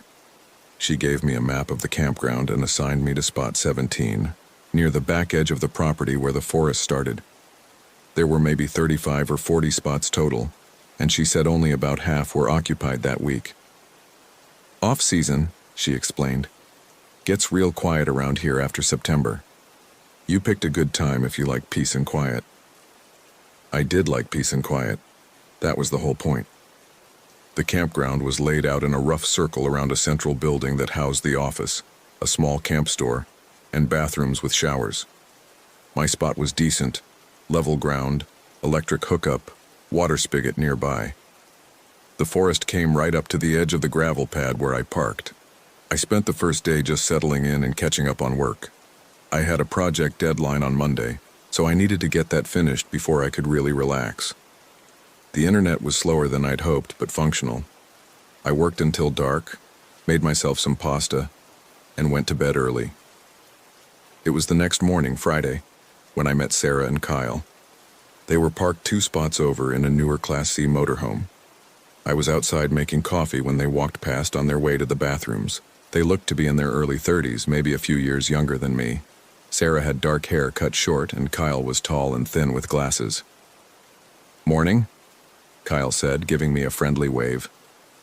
"Morning," I replied. "Just get here?" Sarah asked. "Yesterday afternoon." "Us too," she said. "We're here for a week. You hiking the caves?" "Planning on it," I said, "once I finish up some work." We chatted for a few minutes. They were from Indianapolis, both teachers taking advantage of fall break to do some exploring. Nice people, normal people. I remember thinking that at the time, how completely normal they seemed. I finished my work project that afternoon and sent it off to the client. Then I spent Saturday actually relaxing. Took a short hike on one of the trails that started from the campground, read a book, did basically nothing. It felt good. That evening I ran into Sarah and Kyle again at the campground's small fire pit area. A few other campers were there too, an older couple from Tennessee. a guy traveling alone like me who said his name was Marcus. We sat around the fire for a while, talking about nothing important. Where we were from, where we'd been, places we wanted to go. Marcus mentioned he'd been exploring some of the unofficial trails in the woods behind the campground. "There's old mining roads back there," he said, "from before this area became part of the park system. Some of them go pretty deep into the hills." "Is that allowed?" Sarah asked. "I thought this was all protected land." "This particular section isn't actually park property," Marcus explained. "It's private land that the campground owner leases. You can hike it, you just can't camp overnight. I found some interesting stuff back there yesterday." "Like what?" Kyle asked. Marcus hesitated like he was deciding whether to share something. "Caves," he finally said. "Small ones not connected to the main mammoth system. I found one that goes in pretty deep. Had my headlamp and went in maybe 50 yards before I decided to turn back." "Why'd you turn back?" I asked. Another hesitation. It felt weird, like the air pressure was wrong or something, made my ears ring. Sarah laughed. "Probably just your sinuses adjusting." "Probably." Marcus agreed, but he didn't sound convinced. The conversation moved on to other things. We sat around until the fire burned down, then everyone went back to their respective RVs. I remember lying in bed that night, hearing the wind in the trees outside, thinking about those caves Marcus had mentioned. I'm not a spelunker or anything, but there was something appealing about the idea of finding something unmapped, unexplored. The next morning, Sunday, I decided to look for them. I should mention that my memory of this part is clear. It's what comes later that gets fuzzy. But Sunday morning, I remember that fine. I had oatmeal for breakfast. I filled a water bottle. I put on hiking boots and grabbed my headlamp and phone. The weather was overcast but dry. Temperature maybe in the mid-50s. I walked to the back edge of the campground where the forest began, found a trail marker that looked unofficial, and started following it. The trail was obvious enough at first, an old roadbed probably from the mining operations Marcus had mentioned. Trees had grown up on both sides, but the path itself was still clear. I walked for maybe 30 minutes, gradually climbing in elevation.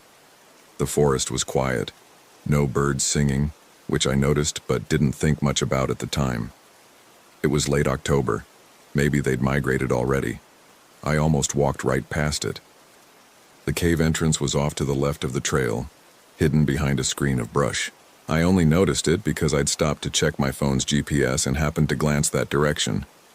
There was a gap in the vegetation, and beyond it, darkness. I pushed through the brush and found myself standing in front of an opening in the limestone rock face. It wasn't large, maybe 4 feet high and 3 feet wide at the base, widening as it went up. But when I turned on my headlamp and pointed it inside, I couldn't see the back of the passage. This was stupid, I remember thinking. Going into an unmapped cave alone, without telling anyone where I was going. But I was curious, and the opening looked stable, and I told myself I'd just go in a little way, just far enough to see what was there. I ducked through the entrance and stepped inside. The passage sloped down at a gentle angle. The walls were limestone, dry to the touch, with some mineral deposits in places. The ceiling got higher after the first few yards, enough that I could stand upright. My headlamp beam reached maybe 20 feet ahead before dissolving into darkness. I kept going. After about 50 feet, the passage opened into a larger chamber. I swept my light around. The space was roughly circular, maybe 20 feet across. The ceiling disappeared above my light's range. There were 3 other passages leading off from the chamber, all about the same size as the entrance I'd come through. That's when I noticed the hum. It was very faint at first. I thought maybe it was my ears ringing from the change in air pressure, like Marcus had mentioned. But as I stood there in the silence, I realized it wasn't coming from inside my head. It was coming from deeper in the cave. A low, steady vibration, right at the edge of hearing. I should have left then. Something about that sound felt wrong. But instead I picked one of the 3 passages and kept going. I chose the middle one for no particular reason. It was narrower than the entrance passage, and I had to duck my head in places. The hum got slightly louder as I went deeper. Not much louder, but definitely more noticeable. The passage twisted and turned, descending at a steeper angle. I checked my phone. No signal, which was expected this far underground. I'd been walking for maybe 10 minutes since entering the cave. I should turn back, I thought. This is deep enough. But I didn't turn back. The passage opened into another chamber, smaller than the first one, and that's where I saw the marks. They were carved into the limestone wall, symbols or letters, I couldn't tell which. They didn't look like any alphabet I recognized, and they didn't look old. The edges of the carvings were sharp, not weathered. Someone had made them recently. I took out my phone and snapped a few pictures, the camera flash creating harsh shadows on the wall. As I was looking at the screen to check if the photos had turned out okay, I realized something. The hum had gotten louder, not just a little louder, significantly louder. It was no longer at the edge of hearing. It was present, constant, almost like a physical pressure in my skull. And now that I was paying attention to it, I noticed something else. It wasn't consistent. It pulsed. Very slowly, but definitely pulsing. A rhythm that didn't match anything natural. I stood there in that small chamber, staring at those carved symbols, listening to that pulsing hum, and for the first time I felt genuinely afraid. I turned around and headed back the way I'd come. The passage seemed longer going back. It took me 15 minutes to reach the first chamber, when I was pretty sure it had only taken 10 on the way in. But caves are disorienting. I figured I was just moving more slowly because I was starting to feel anxious. When I reached the first chamber, I stopped. I couldn't remember which passage I'd come in through. All three looked identical. Same size, same angle, same everything. I pointed my headlamp at each one in turn, trying to spot some distinguishing feature, some mark that would tell me which was the right one, but there was nothing. The hum was still there, still pulsing. It seemed to be coming from all three passages at once now. I picked the passage on the left and started walking. After a few minutes, I emerged into another chamber. This one was the same size as the first chamber. It had 3 passages leading off from it, same as the first chamber. But I'd never seen this chamber before. I stood there trying to stay calm, trying to think logically. Okay, I told myself. You picked the wrong passage. Go back. Try one of the others. I went back and tried the middle passage. It led to a chamber with 3 passages. I tried the right passage from there. Another chamber with 3 passages. I started to panic. I was lost. Completely, thoroughly lost. The cave was bigger than I'd thought, with multiple chambers that all looked the same. And the hum was getting louder with each passing minute. It was inside my head now, vibrating in my teeth, making it hard to think clearly. I checked my phone. Still no signal. Battery at 64%. I pulled up the compass app, trying to get some sense of direction, but the reading kept spinning. North would be in one place, then jump 90 degrees, then jump back. The magnetometer was going crazy. I kept moving, picking passages at random, trying to map them in my head, but I'd lost track. Every chamber looked the same. 3 passages. Always 3 passages. And then I couldn't remember why I was here. It hit me all at once. I stopped in the middle of a passage, or was it a chamber? I couldn't remember and realized I didn't know what I was doing. I was in a cave. I had a headlamp. I was looking for something, but I couldn't remember what. The hum pulsed in my skull, louder now, insistent. I looked at my phone. There were photos on it, recent photos, pictures of carved symbols on a stone wall. I must have taken these, but I didn't remember doing it. I opened my contacts list, scrolling through names. Some of them looked familiar. Others I couldn't place at all. There was one labeled Mom with a Michigan area code. That seemed important, but I couldn't think why. The hum pulsed again, and something else slipped away. A word I'd known a moment ago. A face. A feeling. Something. I started moving faster, fighting against the panic. I needed to get out. I needed to get back to something. There was somewhere I needed to be. Somewhere safe. I just had to find it. Another passage. Another chamber. 3 exits. I picked one. The passage started to slope upward. That was good, wasn't it? Up meant out. Up meant air and sky, and what was the word for that bright thing in the sky? The hum pulsed and the word was gone. I kept climbing. The passage got narrower. I had to crouch, then crawl. The stone scraped my hands, but I didn't feel it. The hum was everything now. It was the only sound in the universe. It was inside my bones. Then I saw light ahead. Real light.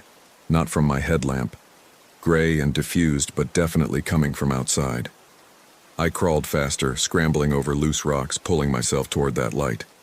The passage opened up and suddenly I was out, standing in the brush at the edge of a clearing, breathing hard, my hands bleeding from the rocks. I looked around. I was in a forest. There were trees. Behind me was the entrance to a cave. I didn't remember entering a cave. I checked my phone. It was 3:47 p.m. on Sunday, October 27th. The battery was at 34%. There were photos on it, symbols, carved into stone. I didn't remember taking these photos. I also didn't remember why I was here, in this forest with a headlamp in my hand and dirt on my clothes. I found a trail and followed it. After 20 minutes, I reached a cleared area with RVs parked in marked spots. A campground. There was a motorhome with Michigan plates and older Winnebago. Something about it seemed familiar. I walked to it and tried the door. It was unlocked. Inside, everything was neat and organized. There was a laptop on the small table, a coffee mug in the sink. On the dashboard was a rental agreement from the campground office, filled out with a name, Ethan Adams. Spot 17. I looked at my driver's license. Ethan Adams. Same name. This was my RV, I realized. I was staying here. I lived here. No, that wasn't right. I lived somewhere else and was visiting here. I sat down on the bed and tried to piece things together. I was at a campground in Kentucky. I had gone into a cave. There had been a humming sound. And now I couldn't remember. Things. Lots of things. The edges of my memory were fuzzy, full of gaps. I opened my phone and scrolled through recent calls. There was one to Mom from yesterday. I hit the call button. It rang 4 times before someone picked up. "Hi, honey," a woman's voice said. "How's Kentucky?" I started, then stopped. I didn't know what to say. "Ethan, you there?" "Yeah," I managed. "Sorry, just tired." "You feeling okay? You sound weird." "I'm fine. Just wanted to check in." We talked for a few minutes. She told me about her garden, about my sister's kids, about mundane things. I listened and made appropriate noises, but I was having trouble following what she was saying. The names she mentioned didn't connect to faces in my mind. After we hung up, I sat there for a while, trying to force my brain to work properly. There were things I should remember.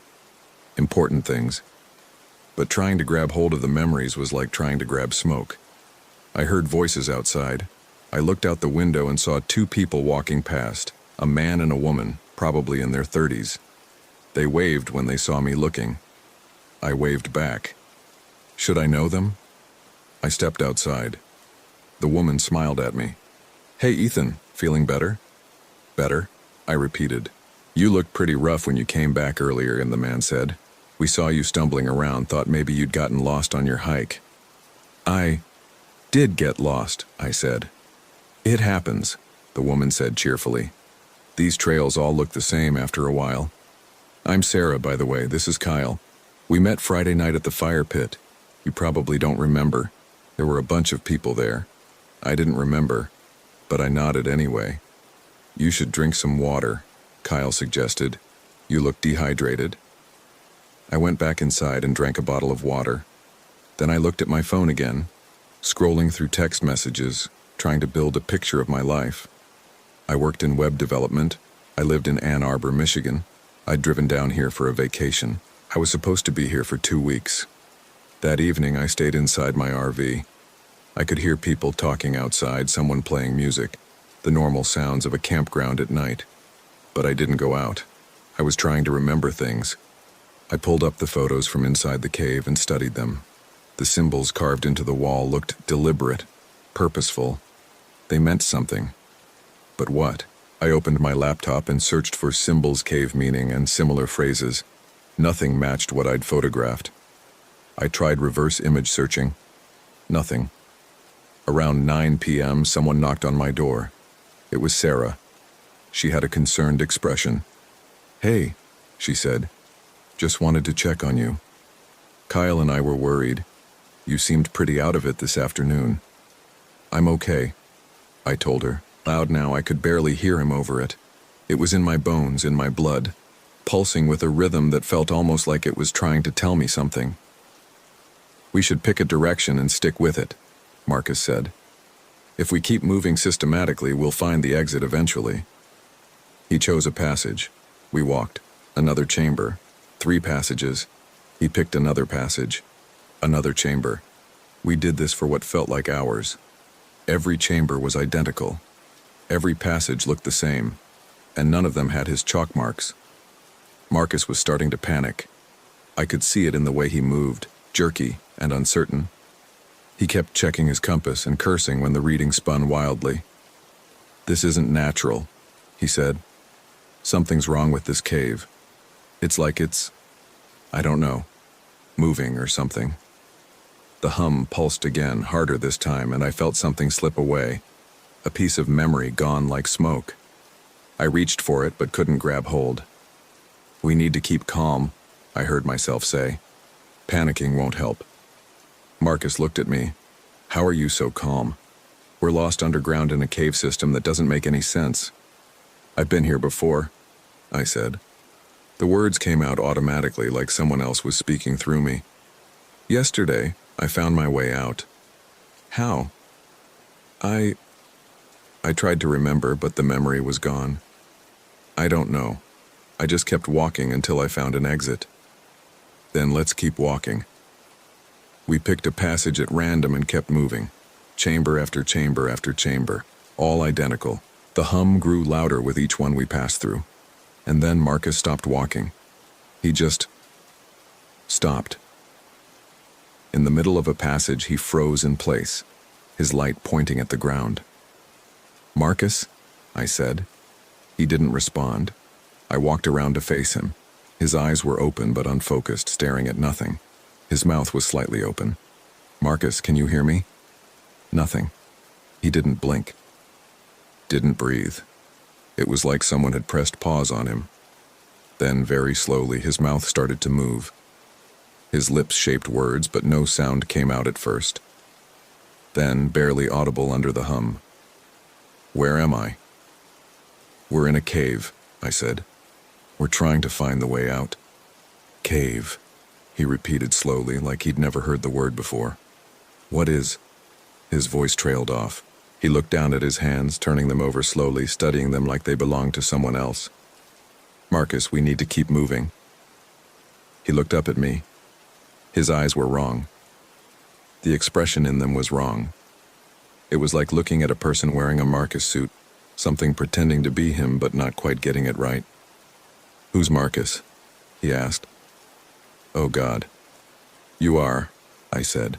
"Your name is Marcus. You're from Ohio. We came into this cave together." He stared at me for a long moment, processing. Then he smiled. It was the most unsettling thing I'd ever seen. His face moving into an expression of happiness that didn't reach his eyes, didn't touch the blankness behind them. "I don't remember," he said, "but okay. Marcus, that's me. Do you remember how to get out?" "Out," he repeated. Then he pointed down the passage. "That way." "Are you sure?" "No," he said, still smiling that empty smile. "But it feels right." We walked. Marcus, or whatever was left of Marcus, led the way. He moved differently now, more fluid, like he was still learning how his body worked. He kept looking at his hands, flexing his fingers. The hum was overwhelming. I could barely think past it. Memories kept slipping away, dissolving before I could hold on to them. Faces, names, pieces of my life eroding like sand. Another chamber. 3 passages. Marcus pointed to the right one without hesitation. "How do you know?" I asked. "I can hear it," he said. "Hear what?" "The way out. Can't you hear it calling?" I couldn't hear anything except the hum. We kept walking. Passage after passage, chamber after chamber.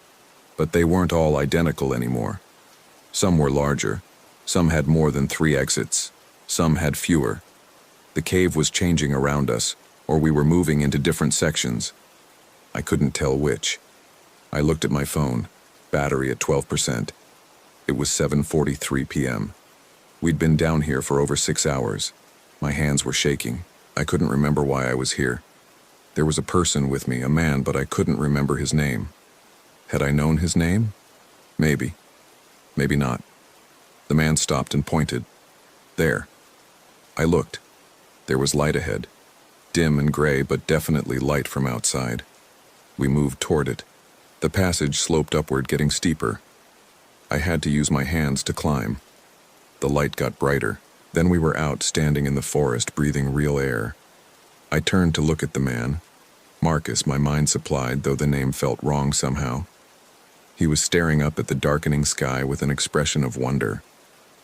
"I remember this," he said quietly. "Sky, trees, the big bright thing." "The sun," I said. "It's setting." "Sun," he repeated. "Yes." We walked back to the campground in silence. The hum was still there in my head, but quieter now that we were out of the cave. Like it was waiting, patient. When we reached the RVs, Marcus turned to me. That empty smile was still on his face. "Thank you for bringing me back," he said. "You brought us back," I corrected. "You found the way out." "Did I?" He looked genuinely puzzled. "I don't remember doing that." He walked off toward his RV. I watched him go, something cold settling in my stomach. That wasn't Marcus. Not really. Something had happened to him in the cave. Something worse than what happened to me. He'd lost more than just memories. He'd lost himself. I went back to my RV and locked the door. I sat on the bed and tried to take inventory of what I still remembered. My name, Ethan Adams. I lived in Michigan? Yes. Ann Arbor, Michigan. My job, something with computers. Web design. No, web development. My family. There was someone. My mother. Her name was. The name wouldn't come. I checked my phone. The contact labeled Mom was still there. I could call her, but what would I say? I couldn't remember her name. I couldn't remember what she looked like. There was a knock on my door. It was Sarah. She looked worried. "Ethan, are you okay? We saw you and Marcus come back. You both looked really rough." "I'm fine," I said automatically. "No, you're not. You've been acting weird since yesterday. And Marcus, I saw him walking past earlier and he looked completely out of it. What happened in that cave?" "I don't." I started, then stopped. "I can't remember." "What do you mean you can't remember?" "Exactly that. I can't remember things. Important things. It started after I went in the cave yesterday." She studied my face and I saw real fear there. "Ethan, that's not normal. You need to see a doctor. Like now."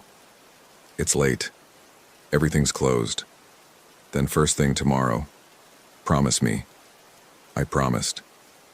She left, and I was alone again with the hum. I tried to sleep but couldn't. Every time I closed my eyes, I felt like I was back in the cave, surrounded by identical chambers, losing pieces of myself with each step. Around 2 a.m., I heard something outside. Footsteps. Moving past my RV, slow and deliberate. I looked out the window but saw nothing. The campground was dark, everyone else asleep. The footsteps came back. Closer this time. They stopped right outside my door. I held my breath, listening. The hum pulsed in my skull. Then I heard a voice. Soft, barely audible. "Ethan." It was my voice. My own voice, calling to me from outside. I didn't open the door. The footsteps moved away, circling the RV. I tracked them by sound past the side window, around the back, past the other side, returning to the front door. "Ethan," my voice called again. "Let me in." I stayed silent, frozen on the bed. "I know you're there," my voice said. "I can hear you thinking. Let me in. We need to talk." The door handle rattled, tried to turn, but I'd locked it. The footsteps moved away. I watched through the window as a figure walked across the campground. Tall, male, wearing clothes like mine, but I couldn't see the face. It was too dark. The figure disappeared into the forest. I sat there until dawn, not sleeping, listening to the hum pulse in my head. When the sun came up, I got dressed and went outside. Everything looked normal. Other campers were emerging from their RVs, starting their morning routines. I saw Sarah and Kyle making coffee. I didn't see Marcus. I walked over to his RV. The door was open, hanging loose on its hinges. Inside, it was empty. Not just empty of Marcus, empty of everything. No gear, no personal items, no sign anyone had ever been there. The space looked sterile, untouched. But I had seen him come back here last night. I had watched him walk to this RV. I went back to my own RV and started packing. I was leaving, right now. I didn't care about the rest of my reservation or the deposit or anything else. I needed to get away from this place. As I was loading things into the RV, Sarah came over. "Leaving?" she asked. "Yeah, something came up. I need to get back home." She nodded, but she was looking at me strangely. "Ethan, do you remember what I look like?" The question caught me off guard. "What?" "My face. Can you picture my face right now?" I tried, and I couldn't. I was looking right at her, seeing her features, but the moment I tried to visualize her face in my mind, it slipped away like water. "I can see you," I said. "You're standing right there." "But you can't remember it, can you? When you look away, my face disappears." I looked away, then back. She was right. The face in front of me didn't connect to anything in my memory. "What's happening to me?" I asked, and my voice cracked. "I don't know," she said quietly, "but I think you should go to a hospital. Right now. Don't even pack. Just go." "I'll be fine," I heard myself say. "I just need to get home." "Ethan, I need to go." I finished packing quickly and got in the driver's seat. As I pulled out of the campground, I looked in the rearview mirror. Sarah was standing there watching me leave, and behind her at the edge of the forest I saw another figure. Tall, male, wearing clothes like mine. It waved at me. I drove. I'm writing this now in a rest stop somewhere in Kentucky. I've been driving for 6 hours, but I'm not sure where I'm going. Home is north. I checked a map, but I can't remember what home looks like. Can't remember the address. Can't remember if anyone's waiting for me there. The hum is still in my head. It's getting louder again, pulsing harder, and I'm forgetting things faster now. Every few minutes something else disappears. A word, a face, a concept. I looked at my driver's license again to confirm who I am. The name says Ethan Adams, but I'm starting to doubt that's true. That name feels wrong now, like a shirt that doesn't quite fit. Like something I put on and am wearing, but that isn't really me. I can't remember my mother's face. Can't remember if I have siblings. Can't remember my friends, my childhood, the place I grew up. But I can remember the cave. I can remember the symbols carved into the wall. I can remember Marcus's empty smile as he said, "Who's Marcus?" And I can remember my own voice outside my RV door, asking to be let in. The hum pulses again and more slips away. I need to write this down before I forget completely. Before there's nothing left of whoever I used to be. My name is... I need to check my license again. My name is Ethan Adams. I was in a cave. There was something in the cave. It took something from me. Or maybe it put something in me. Or maybe it did both. The person writing these words, am I still that person? Or am I what's left over after that person was carved away piece by piece? The hum pulses, I forget. The hum pulses, who am I? The hum pulses, I'm going back to the cave, I don't know why, but I know that's what I need to do. Something's calling me back there. The hum is calling me home. No, that's not right. The cave isn't home, home is. I can't remember. But the cave remembers me. The cave is waiting. And I can hear it humming. I'm getting back in the car now. I'm going to drive back to the campground, back to the forest, back to the entrance hidden in the brush. Maybe Marcus is still there. Maybe he's been waiting for me. Maybe we'll remember together. Or maybe we'll forget together. Either way, the hum will finally stop, won't it? My name is. I should check my license. But I don't think it matters anymore. The hum knows who I am. And the hum is calling me home.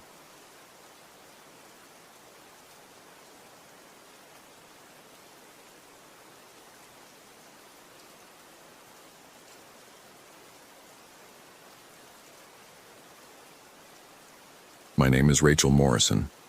This happened last October when my boyfriend David and I took our RV to San Rafael Swell in Utah. I'm writing this down because I need someone to know what happened out there, even if they don't believe me, especially if they don't believe me. We'd been planning the trip for months. David had just finished a brutal project at his architecture firm, and I'd been pulling double shifts at the hospital all summer. We needed to get away, somewhere remote where we could disconnect. The San Rafael Swell seemed perfect. Geological formations, hiking trails, and most importantly, no cell service. We wanted to be unreachable. The RV was a 32-foot Winnebago we'd bought used 3 years ago.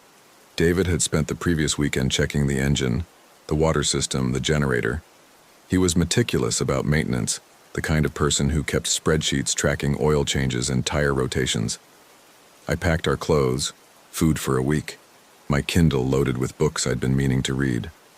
We left Portland on a Thursday morning, drove through Nevada, and reached the Swell by Saturday afternoon. The campground we'd reserved wasn't really a campground, more of a dispersed camping area managed by the BLM. Just a dirt road that split off the highway, winding between red rock formations and juniper trees. We passed 2 other RVs on the way in, but they were parked close to the entrance. We kept driving until we found a wide spot with a view of the sandstone cliffs. No one around for at least a mile in any direction. Perfect, David said, putting the RV in park. We spent the rest of that day setting up. David leveled the RV and connected the solar panels while I organized the interior and started dinner. The sunset was spectacular, the kind of orange and red light that makes everything look like it's on fire. We ate chicken and rice outside at our folding table, drinking cheap wine from metal camping cups. David kept pointing out rock formations, trying to guess how they'd formed. He was always doing that, analyzing structures, imagining the forces that shaped them. "Look at that one," he said, gesturing to a formation about a quarter-mile away. "See how it leans? The erosion pattern suggests the wind here predominantly comes from the southwest." I smiled. "You can't turn it off, can you?" "What?" "The architecture brain." He laughed. "Sorry, I'll try to be less boring." "You're not boring," I said, reaching across the table to squeeze his hand. "You're just you." That night, we made love in the RV's small bedroom, then lay there listening to the silence. It was the kind of quiet you never hear in the city. No cars, no voices, no hum of electronics. Just wind against the RV's metal skin and the occasional cry of something far away. I fell asleep feeling more relaxed than I had in months. I woke up around 3 in the morning because I needed to pee. The RV's bathroom was tiny and I always felt claustrophobic using it in the dark, so I grabbed my headlamp and stepped outside. The cold hit me immediately. Desert nights are brutal in October. I walked a decent distance from the RV, did my business behind a boulder, and headed back. That's when I noticed David was standing outside. He wasn't moving. Just standing there in his boxers and t-shirt, barefoot on the rocky ground, staring toward the cliffs. I called his name, but he didn't respond. I walked closer and touched his arm. He was cold, shivering. "David?" I said. "What are you doing?" He blinked slowly, then looked at me like he was surprised to see me there. I don't know, I was dreaming." "You're sleepwalking?" "I guess." He rubbed his face. "Sorry, let's go back inside." He'd never sleepwalked before, not in the 3 years we'd been together. I asked if he was okay and he said yes, just disoriented from the altitude maybe. We went back to bed. He fell asleep quickly, but I stayed awake for a while, thinking about how strange it was to find him just standing there staring at nothing. The next morning I didn't mention it. We had coffee outside, watching the sun creep over the formations. David seemed fine, cheerful even. He suggested we hike to a slot canyon he'd read about 3 miles from our camp.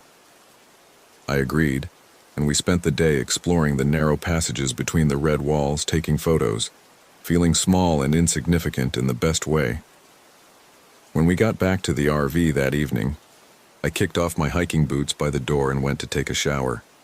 The RV's shower was cramped but functional, and I stood under the lukewarm water feeling the day's grime and sweat wash away.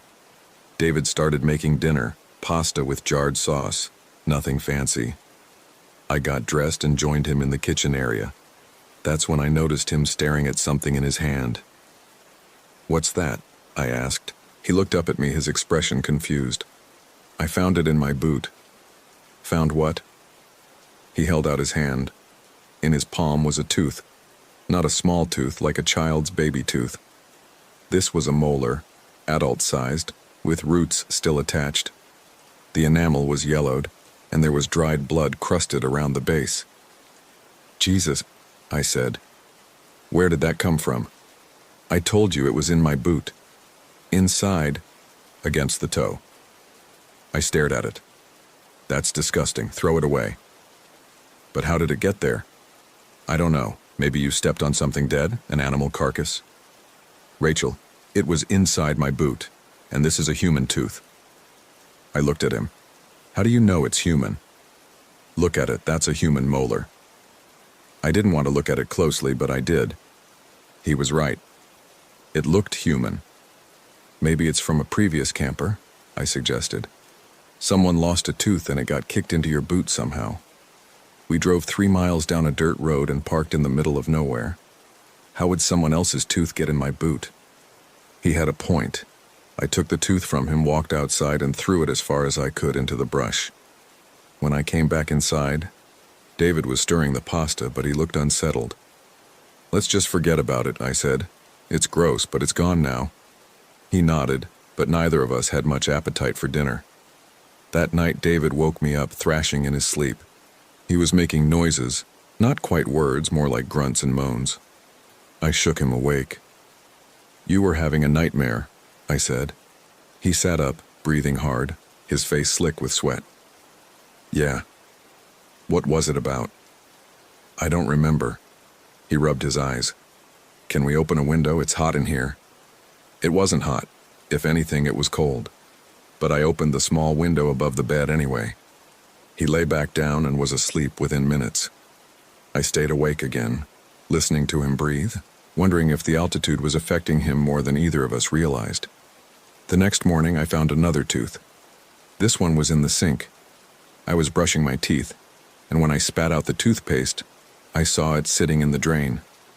Same size as the first one, same yellowed enamel, same dried blood on the roots. I stared at it for a long moment, my stomach turning, then called for David. He came into the bathroom, still groggy. "What?" I pointed at the sink. His face went pale. "Is that—" "Yes." "Where did it come from?" "I don't know. It was just there." He picked it up with a piece of toilet paper, examining it. "This is the same tooth." "It can't be. I threw that one into the desert." "Look at it, Rachel. It's the same. Same color, same shape, same blood." I felt my skin crawl. "That's impossible." "I know." We stood there in the tiny bathroom, both of us staring at this tooth wrapped in toilet paper, neither of us willing to say what we were thinking, that something very wrong was happening. David threw it away again, this time in the RV's trash bag, which he then carried outside and dumped in the campground's bear-proof bin 1/2 mile down the road. When he got back, he was out of breath. "There," he said. "It's gone." "Maybe we should leave," I suggested. "Because of a tooth?" "Because of whatever is happening here." He thought about it, then shook his head. "We've only been here 3 days. I'm not letting some weird coincidence ruin our vacation. It's probably just, I don't know, some kind of desert phenomenon. Maybe there's a Native American burial site nearby and things get disturbed by animals. That doesn't explain how it got in your boot, or in our sink." "I know, but running away won't answer anything either." I wanted to argue, but part of me felt foolish. We were two rational adults freaking out over a tooth, so I agreed to stay at least for a few more days.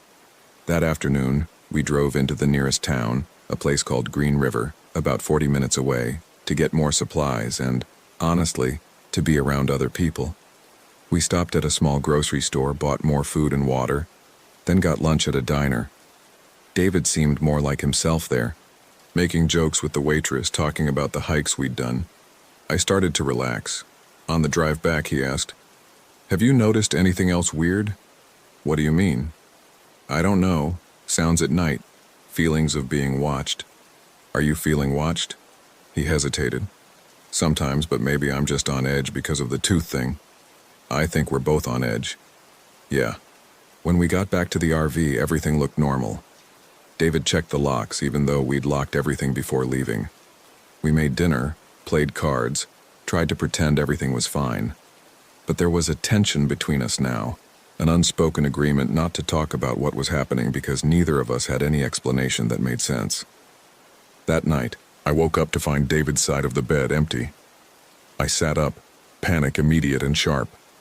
The RV was dark except for the faint glow of moonlight through the windows. I called his name. No answer. I grabbed my headlamp and got up, searching the small space. He wasn't in the bathroom. Wasn't in the kitchen area. I opened the door and stepped outside, my heart pounding. He was standing in the same spot as before, about 30 feet from the RV, staring at the cliffs. But this time his posture was different. His arms hung loose at his sides, his head tilted at an odd angle. "David!" I shouted. He didn't move. I walked toward him, my headlamp beam cutting through the darkness. When I got close, I could see his eyes were open, but they weren't focused on anything. He was completely still, not even shivering despite wearing only his boxers in the freezing night air. "David, wake up." I grabbed his shoulders and shook him. His eyes slowly moved to meet mine, but there was something off about his expression. It was blank, empty, like he was looking through me rather than at me. "Come inside," I said, pulling his arm. He followed without resistance, moving like a puppet. I got him back into the RV, wrapped him in a blanket, and made him sit on the couch. His skin was ice cold. "What were you doing out there?" I asked. He stared at me for a long moment before answering. "Listening." "Listening to what?" "The singing." My stomach dropped. "What singing?" "Can't you hear it?" I listened. There was nothing but wind. "David, there's no singing." He looked confused, like he was waking from a deep sleep. I thought I heard." He trailed off, rubbing his face. "Sorry, I'm really sorry. I don't know what's wrong with me." "We need to leave," and I said, "Tomorrow, first thing." "Okay." "I'm serious." I said, "Okay." We went back to bed, but I didn't sleep. I lay there watching him, making sure he didn't get up again. His breathing was steady, normal, but I couldn't shake the image of him standing there in the dark, talking about singing that didn't exist. When morning came, I got up and started packing immediately. David woke up groggy, but he didn't argue. He started breaking down the outdoor equipment while I organized the inside of the RV. We were going to leave. We were going to get out of this place and never come back. I was folding clothes when I found it. The tooth. It was in my pillowcase. I screamed. David came running. I showed him, my hand shaking. "How?" I said. "How is this possible?" He took the tooth from me, and I saw something change in his face. His expression went from confusion to something else. Recognition, maybe, or acceptance. He closed his fist around it. "David? It wants us to stay," he said quietly. "What?" "We can't leave." "David, what are you talking about?" He looked at me and his eyes were different. There was something behind them now, something that made my skin crawl. "I need to stay here," he said. "I understand now. You're scaring me. Don't be scared." He smiled, but it wasn't his smile. It was too wide, too empty. "Everything's going to be fine." I backed away from him. "We're leaving, right now." "No, David." I said no. His voice was sharp, violent. He'd never spoken to me like that before. I ran for the door, but he grabbed my arm, his grip painfully tight. I tried to pull away, but he was stronger. He dragged me back inside and pushed me down onto the couch. "Just wait," he said, his voice calm again. "Just wait a little longer. You'll understand." "Understand what?" He didn't answer. He went to the driver's seat and sat down, staring out the windshield at the desert. I stayed on the couch, my mind racing. This wasn't David, this was something else wearing his face. I thought about running. The keys were in his pocket, but I could run to the road, flag down another camper, get help. But as I looked at him sitting there, so still and strange, I realized I was terrified of what he might do if I tried. Hours passed. The sun climbed higher, heating the RV. David didn't move. I tried talking to him a few times, asking if he was okay, suggesting we at least open some windows, but he didn't respond. He just sat there, staring. Around noon, he finally stood up. "I need to go for a walk," he said. "David, stay here." "No, I'm coming with you." He looked at me with those wrong eyes. "Stay. Here." I stayed. He left, walking toward the cliffs in the direction he'd been staring at during his sleepwalking episodes. I watched from the window as his figure got smaller and smaller, until he disappeared behind a rock formation. As soon as he was out of sight, I moved. I searched frantically for the keys, checked his discarded clothes, the kitchen drawers, everywhere, but he'd taken them with him. I tried to hotwire the RV, something I'd seen in movies but had no idea how to actually do. It didn't work. I was trapped. I went outside and looked in the direction David had gone. The desert stretched out endlessly, the rock formations creating a maze of shadows and light. I could try to run, but I didn't know the terrain, didn't know how far I'd have to go to reach help. And some part of me, the part that had loved David for 3 years, couldn't leave him out there alone. So I waited. The sun moved across the sky. Afternoon turned to evening. I kept checking the time on my phone, which had no service, of course, watching the minutes tick by. 4 hours, 5, 6. Darkness fell, and he still wasn't back. I turned on all the RV's exterior lights, hoping he'd see them and find his way back. I stood outside, calling his name, my voice echoing off the rocks. Nothing. By midnight, I was crying. I'd convinced myself he was dead, that he'd fallen or gotten lost or been attacked by something. I thought about walking to the road in the dark, trying to find help, but I was paralyzed by fear and indecision. Then I saw a light in the distance, a headlamp bobbing as someone walked. I ran toward it, shouting David's name. He emerged from the darkness, his face illuminated by my headlamp. He was smiling. "David, where were you? I've been so worried." "I found it," he said. "Found what?" "Come see." He turned and started walking back toward the cliffs. I grabbed his arm. "David, it's the middle of the night, we can't—" "Come see," he repeated, his voice flat. I didn't want to go. Every instinct told me not to follow him into the dark desert, but he was my boyfriend, and despite everything, I couldn't abandon him. We walked for what felt like forever, following his headlamp beam through the landscape. The formations around us looked different at night. Alien. Threatening. I kept close to David, afraid I'd lose him in the darkness. Finally, we reached a narrow opening between 2 rock walls. David squeezed through and I followed. On the other side was a small canyon, maybe 50 feet across, with walls that rose up into the darkness. In the center was a circle of stones, and inside the circle was a hole in the ground. "Look," David said, pointing to the hole. I walked closer, shining my headlamp down into it. The hole was deeper than my light could reach, just darkness going down and down. "What is this?" I asked. "It's where they put them," he said. "Put what?" "The teeth." I turned to look at him.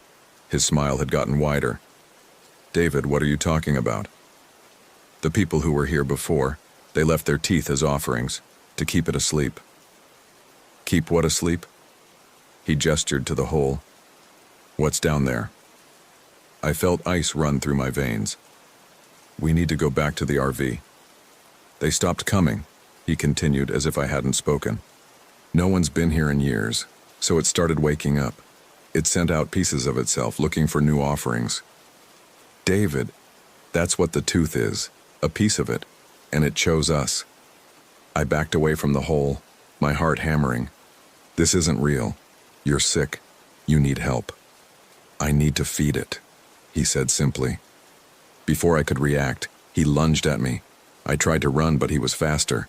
He tackled me to the ground, his weight pinning me down. I screamed and fought, but his hands found my face, his fingers digging into my mouth. "Just one," he said, his voice eerily calm. "Just one tooth, that's all it needs." I bit down hard on his fingers, tasting blood. He yelped and pulled back, and I scrambled away from him, running for the opening in the rocks.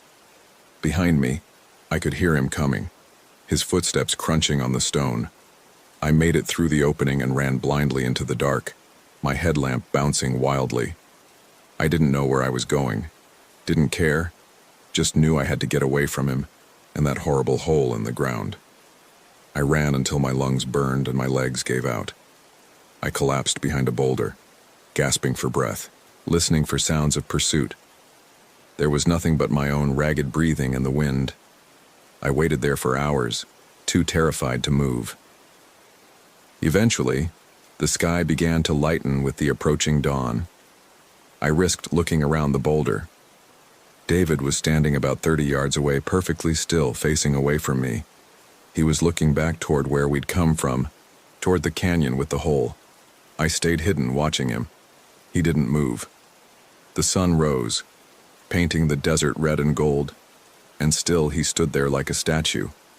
Finally, as the heat of the day began to build, he started walking. Not toward me, but away, back toward the RV. I waited until he was out of sight, then I started moving in the opposite direction, toward where I hoped the road was. It took me 3 hours to reach the main highway. A trucker stopped when he saw me stumbling along the shoulder, covered in dirt and scratches, my clothes torn. He called the police. I told them everything, about the tooth, about David's behavior, about the hole in the ground. They found the RV still parked where we'd left it. David wasn't there. They searched the area for days. They found nothing. No hole, no canyon, no David. The RV showed no signs of a struggle. My belongings were still packed, ready to leave. David's clothes and ID were still there. It was like he'd simply vanished. The police asked me questions, so many questions. They wanted to know about our relationship, if we'd been fighting, if David had any mental health issues. They searched my background, David's background, looking for explanations. Eventually, with no evidence of foul play and no body, they classified him as a missing person. Probably got lost in the desert and succumbed to exposure, they said. It happens more often than you'd think. I went back to Portland alone. I tried to resume my life. I went back to work at the hospital. I saw a therapist who specialized in trauma. I told her about the tooth, and she suggested I might have experienced a shared psychotic episode with David, folie à deux, triggered by stress and isolation. Maybe she was right. But 3 months later, I found a tooth in my bathroom sink. I stared at it, my heart stopping. Same size, same yellowed enamel, same dried blood on the roots. I picked it up with shaking hands and threw it in the garbage. The next morning it was on my pillow. I threw it away again. It came back. I drove to the ocean and threw it into the waves. It appeared in my car's cup holder the next day. I tried to convince myself I was hallucinating, that the therapist was right about the psychotic episode. But the tooth was real. I could feel it, touch it, see it. After a week of this, I did what I knew I shouldn't do. I looked up flights to Utah. The tooth hasn't appeared since I booked the ticket. It's been 3 days. I think it knows I'm coming back. I leave tomorrow morning. I'm going back to San Rafael Swell, back to find that canyon. I don't know what I'll find there. Maybe David. Maybe just answers. Maybe nothing at all. But I know one thing. It's not done with me.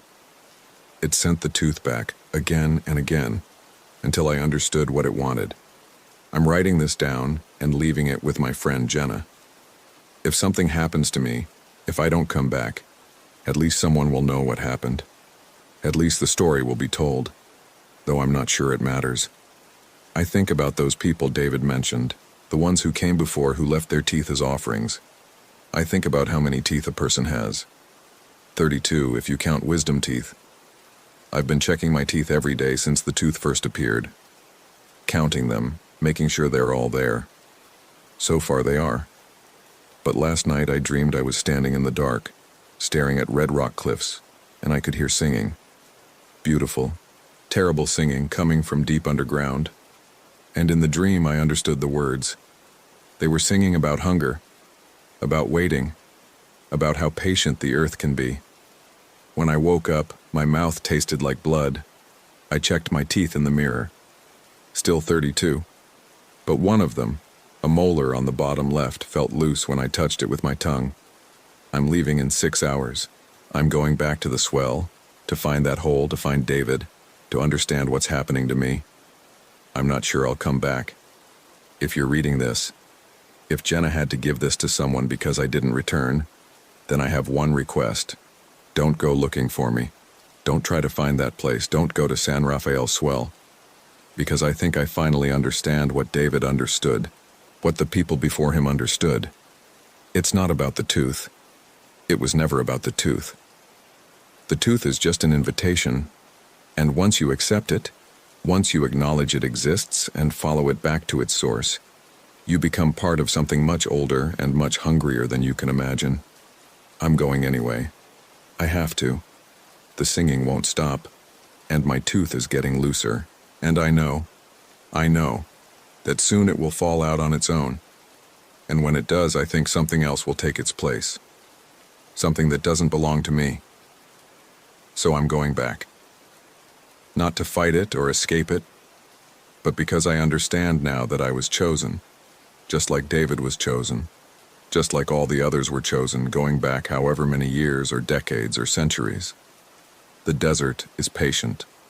The thing beneath the desert is more patient still, and it's so hungry. I'm leaving this letter with Jenna at 6 a.m. By noon, I should be on the plane.